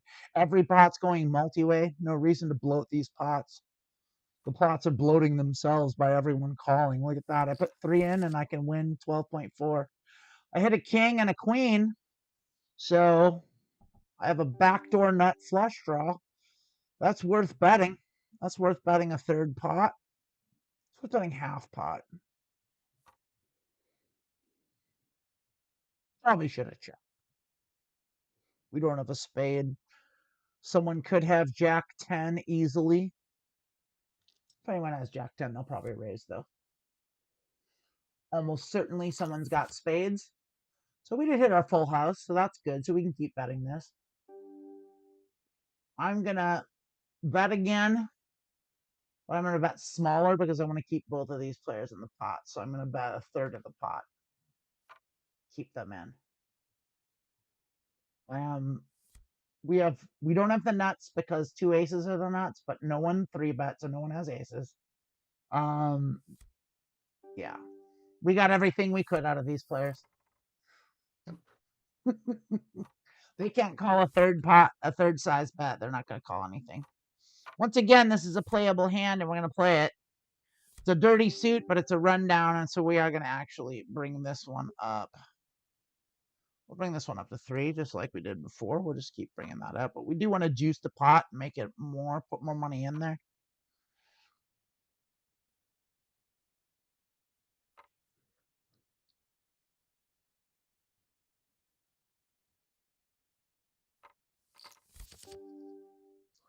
We did hit a king. We have a backdoor flush draw. So we'll follow that up with a half pot. We'll do a third because it's multi-way. I'm out of position. Let's do 4. We're going to get called here. Our draw improved, so we now have a very strong flush draw and top pair, but we don't have 2 pair. And we're going to check because we're out of position. So someone could have made a straight there. Someone could easily have been playing 3-5. They say they were playing 3-5, so, but they've been full of shit. But do I want to chase a pot size bet? So this, remember I was talking, do we have the equity to call here? Rayna, remember we calculated pot odds? Let's assume we have the ace high flush. Do we have enough equity to call a pot size bet? Are we getting 3-1 on our money? Do we have enough outs to do that?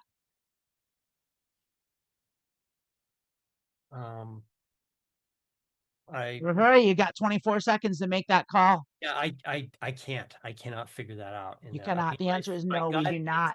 And I'll tell you why. Because remember, our equity gets cut in half when there's only one card coming. So we only had 18% equity on that. And we weren't drawing to the nuts. So we can't call the pot size bet. It's not profitable. Did that make sense? We now have this. We're going to call. And we did hit pair, so we'll check call. We have a marginal hand here with a marginal amount of equity. So yeah, we'll call. But we do have the nut flush blocker. We still have a pair of aces. Let's see what this person, they don't do anything. That 2 is a pretty, someone could have 3-4. They shouldn't. We know 3 doesn't. 6 could have any fucking 4 cards. We only have a pair of aces and we're out of position. So we're going to check it and see if we just win with a pair of aces. I think we do. There we go. We won 23 big blinds. That's how you play marginal hands. When you have a marginal hand, just keep the pot small, win a small pot if you can. Because as soon as money starts going into the pot, your marginal hand goes no good. We have a rundown here with a pure suit. We're gonna go ahead and we're gonna 3-bet that. We're just gonna go 15. We want to ISO, and we're now in position. So we would love to go heads up with seat 6 is what we want to do. And that's exactly what's going to happen. They're certainly going to call, and they did. We did hit 10s and 8s, and we have a good solid straight draw. So we're going to go ahead and keep betting this. We can see bet this. We also have the flush draw. So they're going to do that. They're going to bet a third of that pot, and I'm wondering if we should raise them. And I think we should. I think we should raise them pot and keep going. No, not pot. Let's raise them 3x.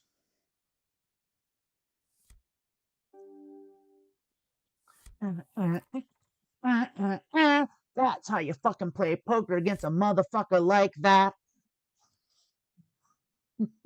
Thank you, benefactor, for bolstering our pot, bolstering our staff. Does what I did make sense? You know? I'm trying to think.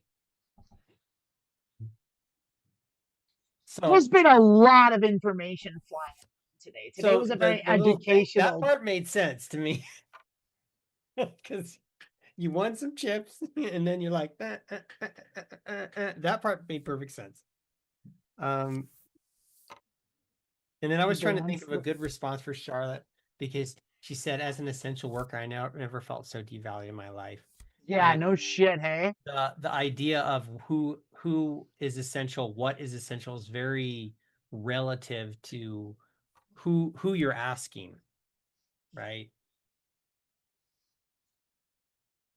Yeah, it's true. Like the whole essential worker thing was awful. I mean, if you're not independently wealthy, your work is pretty damn essential to yourself to be able to like eat.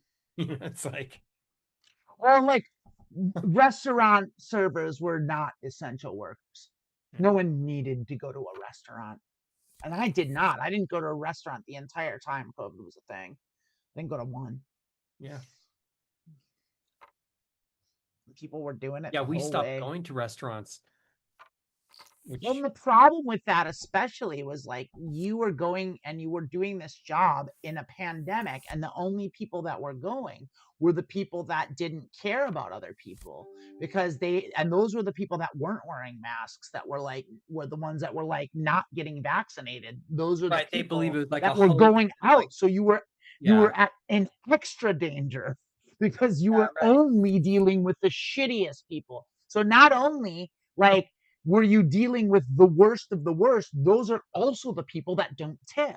So like you're risking your very fucking life for the worst people in the world, and you're not getting paid for it. It was a terrible time to be in food service, and there's no way I would have done it for even a single day. And I was so glad that I got out when I did.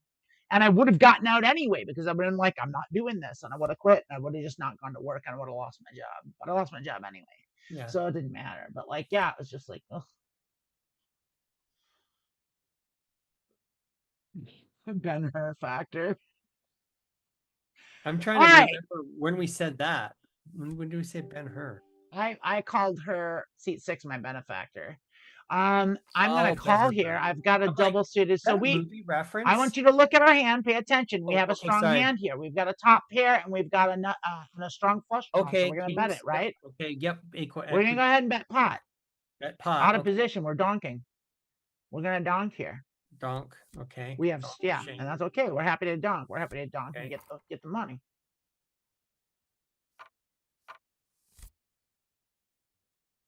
10-8 queen. We maybe shouldn't have donked pot. We should have maybe done half pot bet. Squeeze some money out of these people. I'm always happy to win. A win's a win's a win. And like the idea of like, because there's a school of exploitative play where it's like you're supposed to like massage the most amount of money out of each player in each hand, and while that is the right way to like maximize your profits, like it's also like it's risky too, and you have to really know what you're doing. Oh, I wish I was in this hand. I folded this hand, and look at what we got. No, that's terrible. Now our hand's dog shit. I'm glad I'm not in this hand.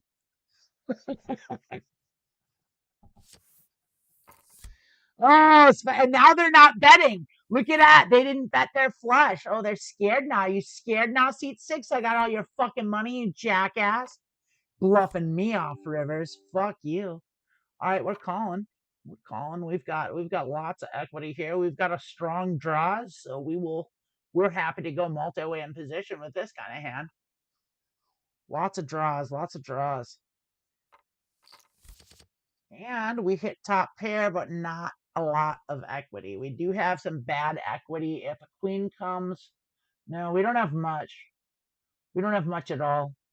We have a technically we have a backdoor straight flush draw. That's not very good.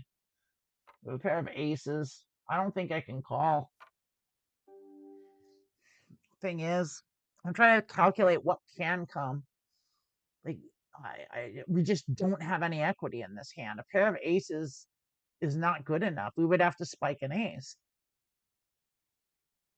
Or another, or a jack, or a 6, or a 7, or yeah, I can call. We're getting good pot odds because the two of them, and now we do. Our straight flush is on its way, so we now have 2 outs to a straight flush. They're betting the front. I can't chase a straight flush for a pot-sized bet. God damn it! I have to call the clock. If I fucking fold here and catch a straight flush, I don't have anything else, Rayna. We are behind. The only thing that can come is those 2 outs.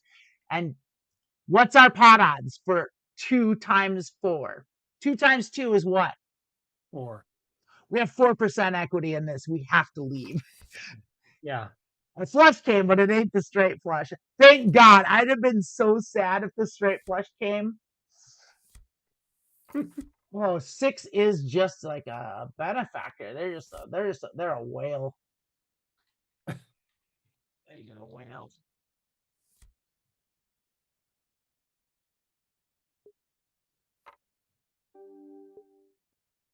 They're VIP. They're wonderful. They're a special kind of player.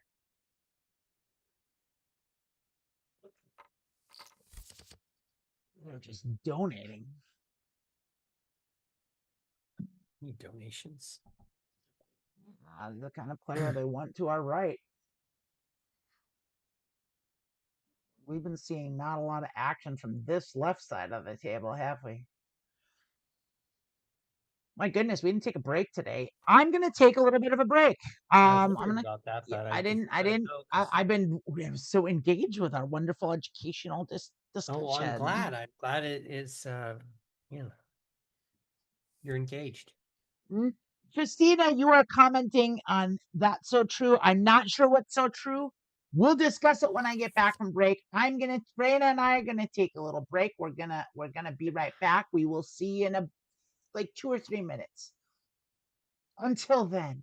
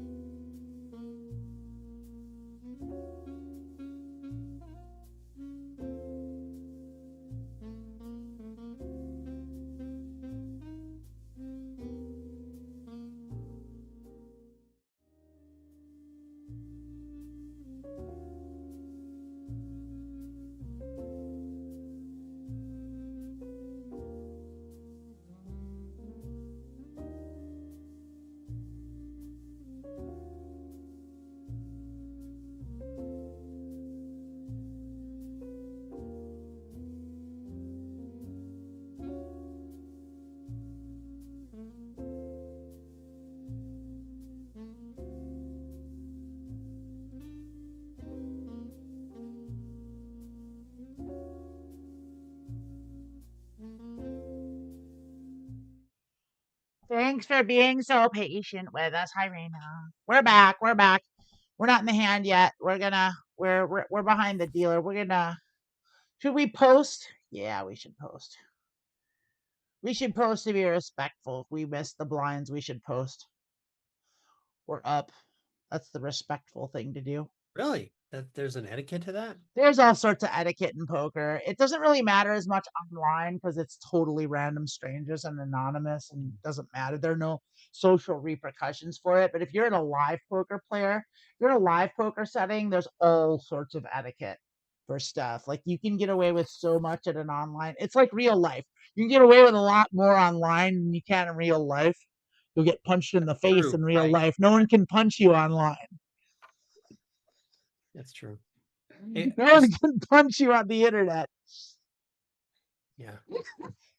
Unless you get doxxed, but usually you don't. So Christina said I was first of all, Four Charlotte, sevens. thank you for the super chat. Yes, thank you for the super chat. I'm sorry to interrupt. Go on, go on, go on. Oh, and I was saying Christina's agreeing with you. This is about the Amanda's. That's so true. I was agreeing with you about the pandemic and how the people that only came out were jerks that didn't care. Yeah, it was a terrible time. And we haven't recovered from it as a country or as people. Like I think everybody was traumatized. Everybody on earth has trauma from that. Like there's no way, and that's not really being considered. I have to call. I mean, it's not a great hand, but it's an even worse hand now. I'm a backdoor gut shot. I got a backdoor flush and a gut shot straight. It is worth a third pot size bet. I do have the equity for that. 6, 7, 8, 9. No, no, no. I didn't. I no longer have the equity. All right.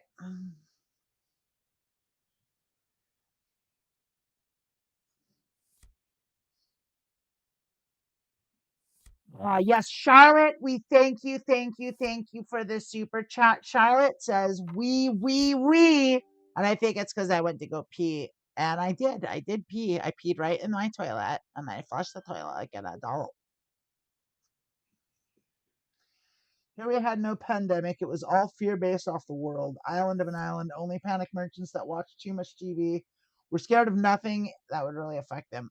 On Tasmania, you might be right. You're probably a little safer, but people still travel and people still get in planes, and you have an airport in Tasmania. Or do you not have an airport? Yeah, I would imagine you have an airport in Tasmania. they have to have an airport. Yeah. I mean, she'll say, please live in your big cities and wash your hands.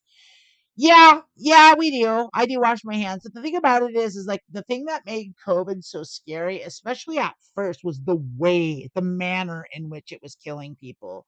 Because is if you were just like, but the being on the respirator and like watch and there was something else, there was an added factor because it was like I still don't know if they figured out, but like they thought it was a respiratory disease at first, but then there were all these weird side effects everywhere else, and then there was like long COVID, and like and what I think someone postulated, and I don't know, I don't have the data set to back this up, but I think it was kind of maybe at least postulated, not if not determined, that it wasn't a respiratory disease at all, and in fact it was a blood vessel disease, and that's why it was like it hit the lungs first because there's the most blood vessels in your lungs, and then it went to all the other places. Like there were COVID toes and people were losing their eyesight, and like it was just wherever the disease went in your body, because everywhere in your body is blood vessels, and so like that makes sense, but I don't know if that's absolutely true. But like it was so scary. No airports. We pretend to have one. Go away, nobody's come here. No airports. Sharon, I love you.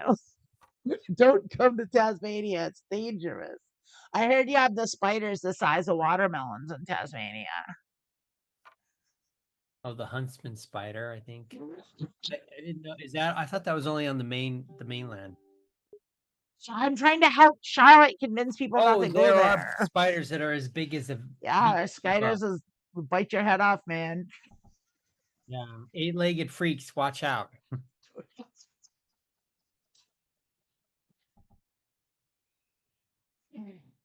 The Yeah, Tasmanian devil. You've seen the cartoons. yeah, I know. That's all I know about it is that Australia is all sorts of full weird shit. Like I mean, Emily hit the wallaby and the and the wombat in the same trip. Mm. It's fucked up. I remember when I was a kid, I lived in rural Wisconsin, and it was commonplace to hit deer. And by the time I was 4, my mother and my dad each hit a deer with their cars, and it wrecked their cars. But Wow. we had lots of venison because they kept the deer, and we butchered and ate the deer. And I don't know if you've ever eaten venison, but it's my favorite meat. It's so good. I Venison is the best tasting meat I've ever had. Have you never had it? It's so delicious. It's a lot like beef, but it's more flavorful and it's got like a zing to it. yeah. It's just so good. Mm, nope, that 4 sucks. Dangling 4 sucks. Fuck you, dangling 4. Oh no. Christina put a spider in the Yeah, chat. They're in the chat. the spiders are in the chat. They're coming over here. You remember the movie Arachnophobia? Yeah, I saw part of it. No, I don't like that. Well, look at the full house I flopped with my dangling 4. What? C'est la vie. C'est la vie. Eh. Oh, yeah.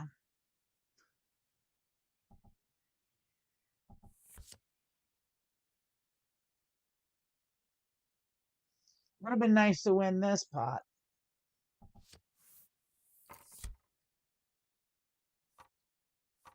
C'est la vie. C'est la Charlotte, vie. we have all the dangerous stuff.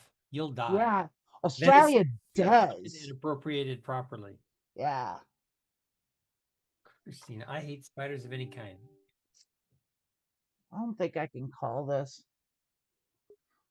If I was double suited or even a pure suit, I think I might have, but I don't like the dirty suit. Not behind a raise.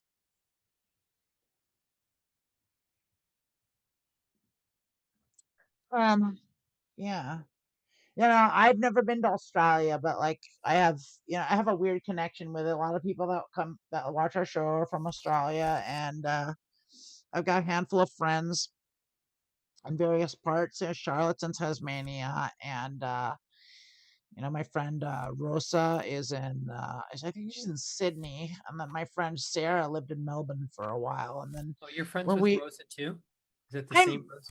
I use that term loosely. I've met Rosa online and we've talked. It's like I wouldn't consider like us tight, but like if I talked to her again, I'd know who I recognize her on sight and I'd be friendly and we'd be friendly to each other. So I consider that to be friends.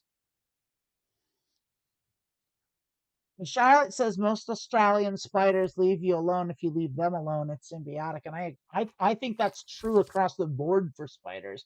That's my general philosophy of spiders. Here's my spider philosophy: spiders are not my enemy, but they're also not my friends.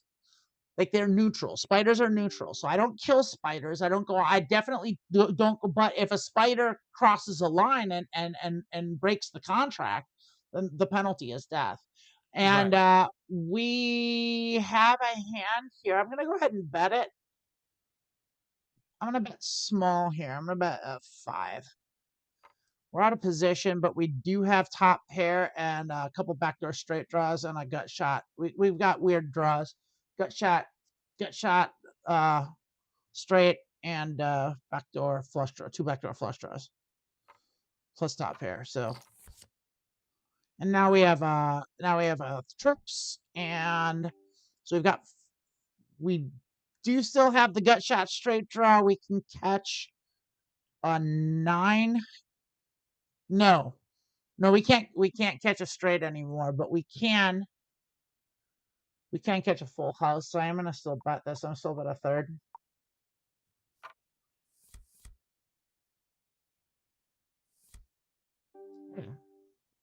Cool. Love it. I love Omaha. I'm feeling it. Well, it looks like we're doing okay here. We haven't quite doubled our money, but like we haven't lost this. We're on our first bullet, so we're up. That's good. That's good. Good. That's really good. Yeah, I'm happy with it.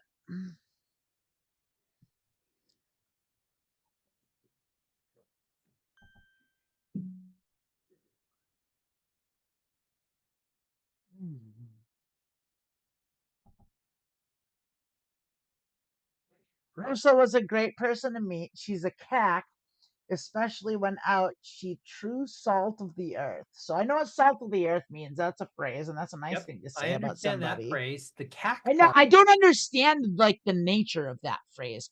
Like I understand that means that's a good person. But what does the salt of the earth mean? Like why is that like a Is it good because it thing? preserves things? Like you can put salt, and doesn't it preserve like they use You it? salt the earth to make sure crops don't grow. So Hmm. like but salt comes from the earth, like it's rocks. It's my favorite. I think it's the best tasting rock. I never had a rock that tastes better than salt. Have you ever tasted a better tasting rock than salt? No, I have not. It's my favorite rock to eat. By far. I mean, bar none. It is Way the better than epitome of uranium 285. Let me tasty tell rocks. you. God. Yes. I mean, it's fun and glowy, but yeah, the side effects are not so. Uranium's way more fun than salt. Yeah, we are gonna raise here because we've got a pair of queens and we now have we're gonna three bet that for sure. We're gonna go ahead and bet 8 out of position. We're gonna three bet that. We're gonna take the pot. Woo! That's a risky three bet, but like I think it paid off. Well, I know it paid off because I just saw it pay off. But You're stating the still, obvious. I'm rubbing off on you. yeah, I know I love you. I couldn't do it without you. Uh, No, no, no, no, no, no. What? There's this movie made some years back. It was like an indie movie, and it was Eric Wareheim from Tim and Eric was in it, and Marilyn Manson was in it, and it was called Wrong Cops, and it's one of the funniest movies Cops. I've Wrong Cops. And it Wrong. is one of the funniest movies I've ever seen because it's just fucking insane. And there's just like this dirty cop. He's just dirty and fucks with everybody.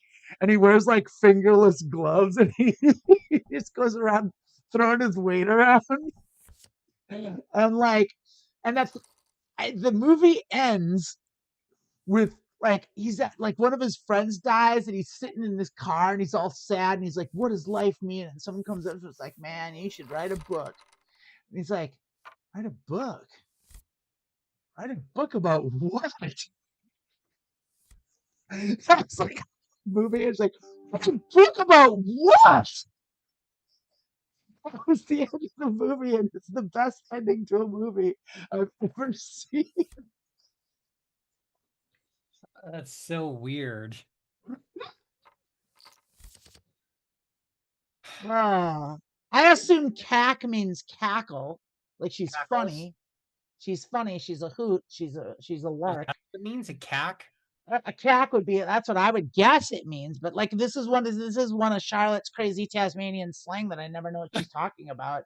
I want to bet half pot here. Rosa is a brilliant woman. Yes, I've talked to her once. It seems to, and I would concur with that. Yeah, she's great. She's awesome. Like Rose is one of the coolest people ever. I'm getting raised, motherfucker. You got a 6. 6 on you. Well, motherfucking take it then. You haven't played a single goddamn hand since I've been at this table. You're gonna raise me. You're gonna check raise me. Some folding to your check raise. You don't do shit. course I believe you. Of course you had a 6. You might have had 2 of them. What the fuck? Nah.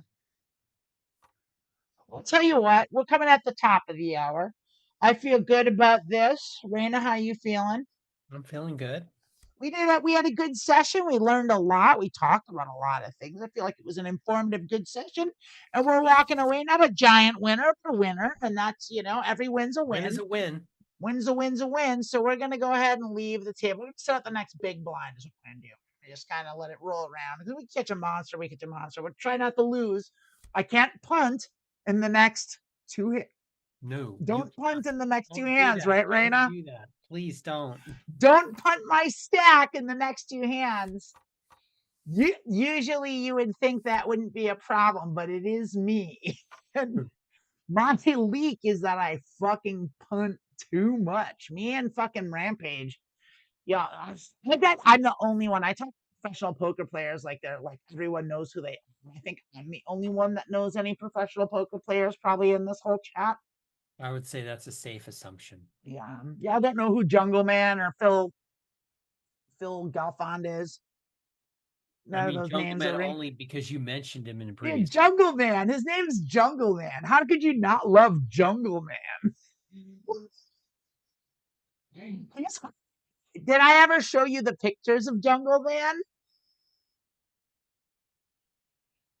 Charlotte I said, never "Can't wait did. to read it now." Does that mean you haven't been able to hear me the whole time?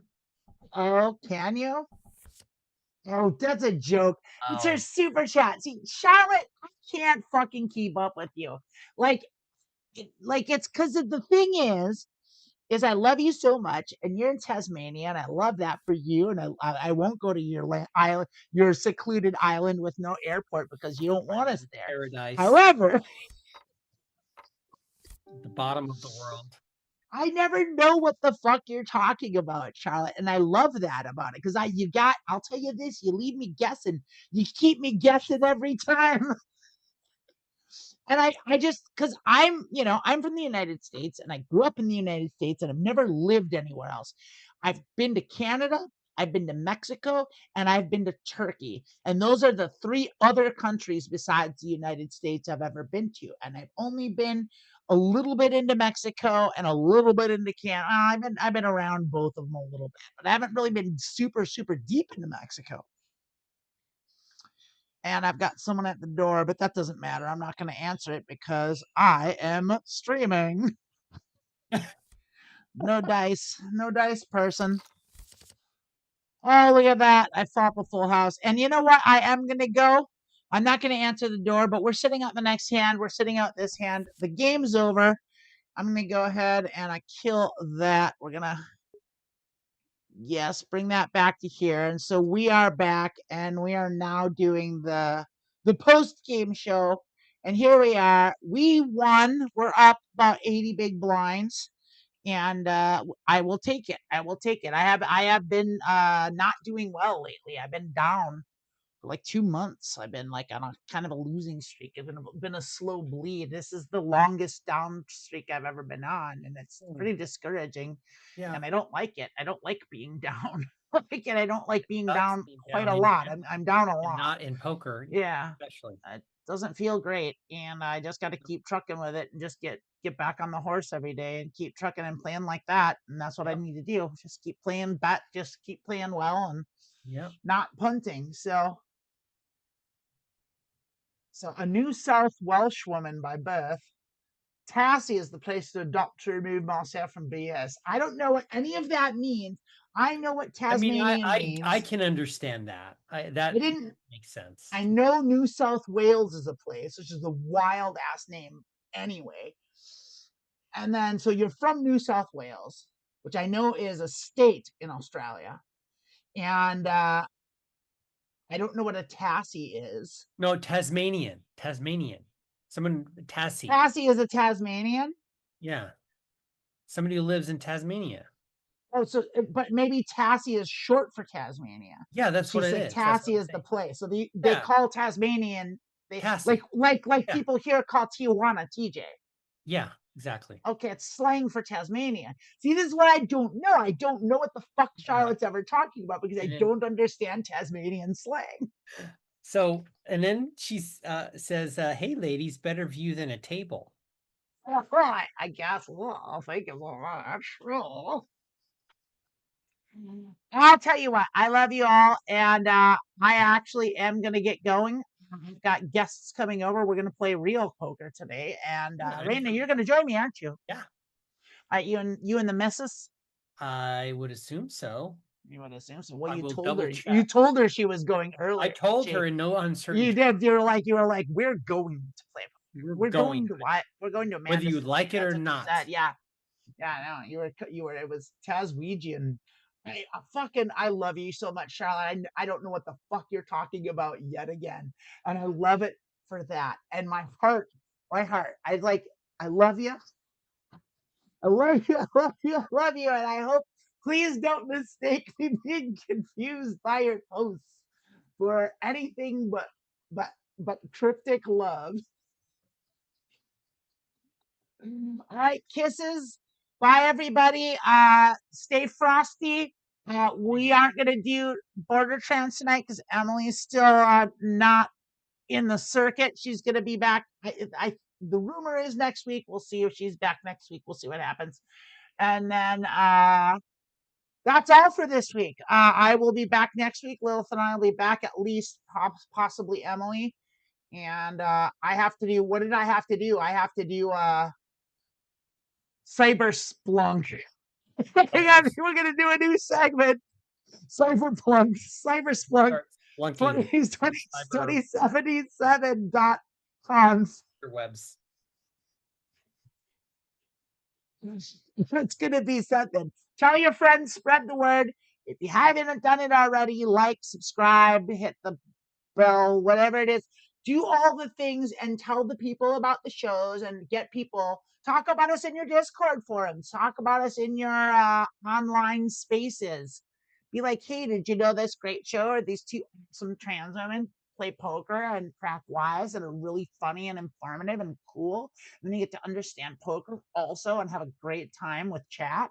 Yeah, you should spend your Saturdays doing that. I do. That's what you should write. And you should write it and then you should post it in Discord like every 5 minutes. All right. All right, everybody. You're all the best. I love you so much. And I will see you next week. Bye. Mwah.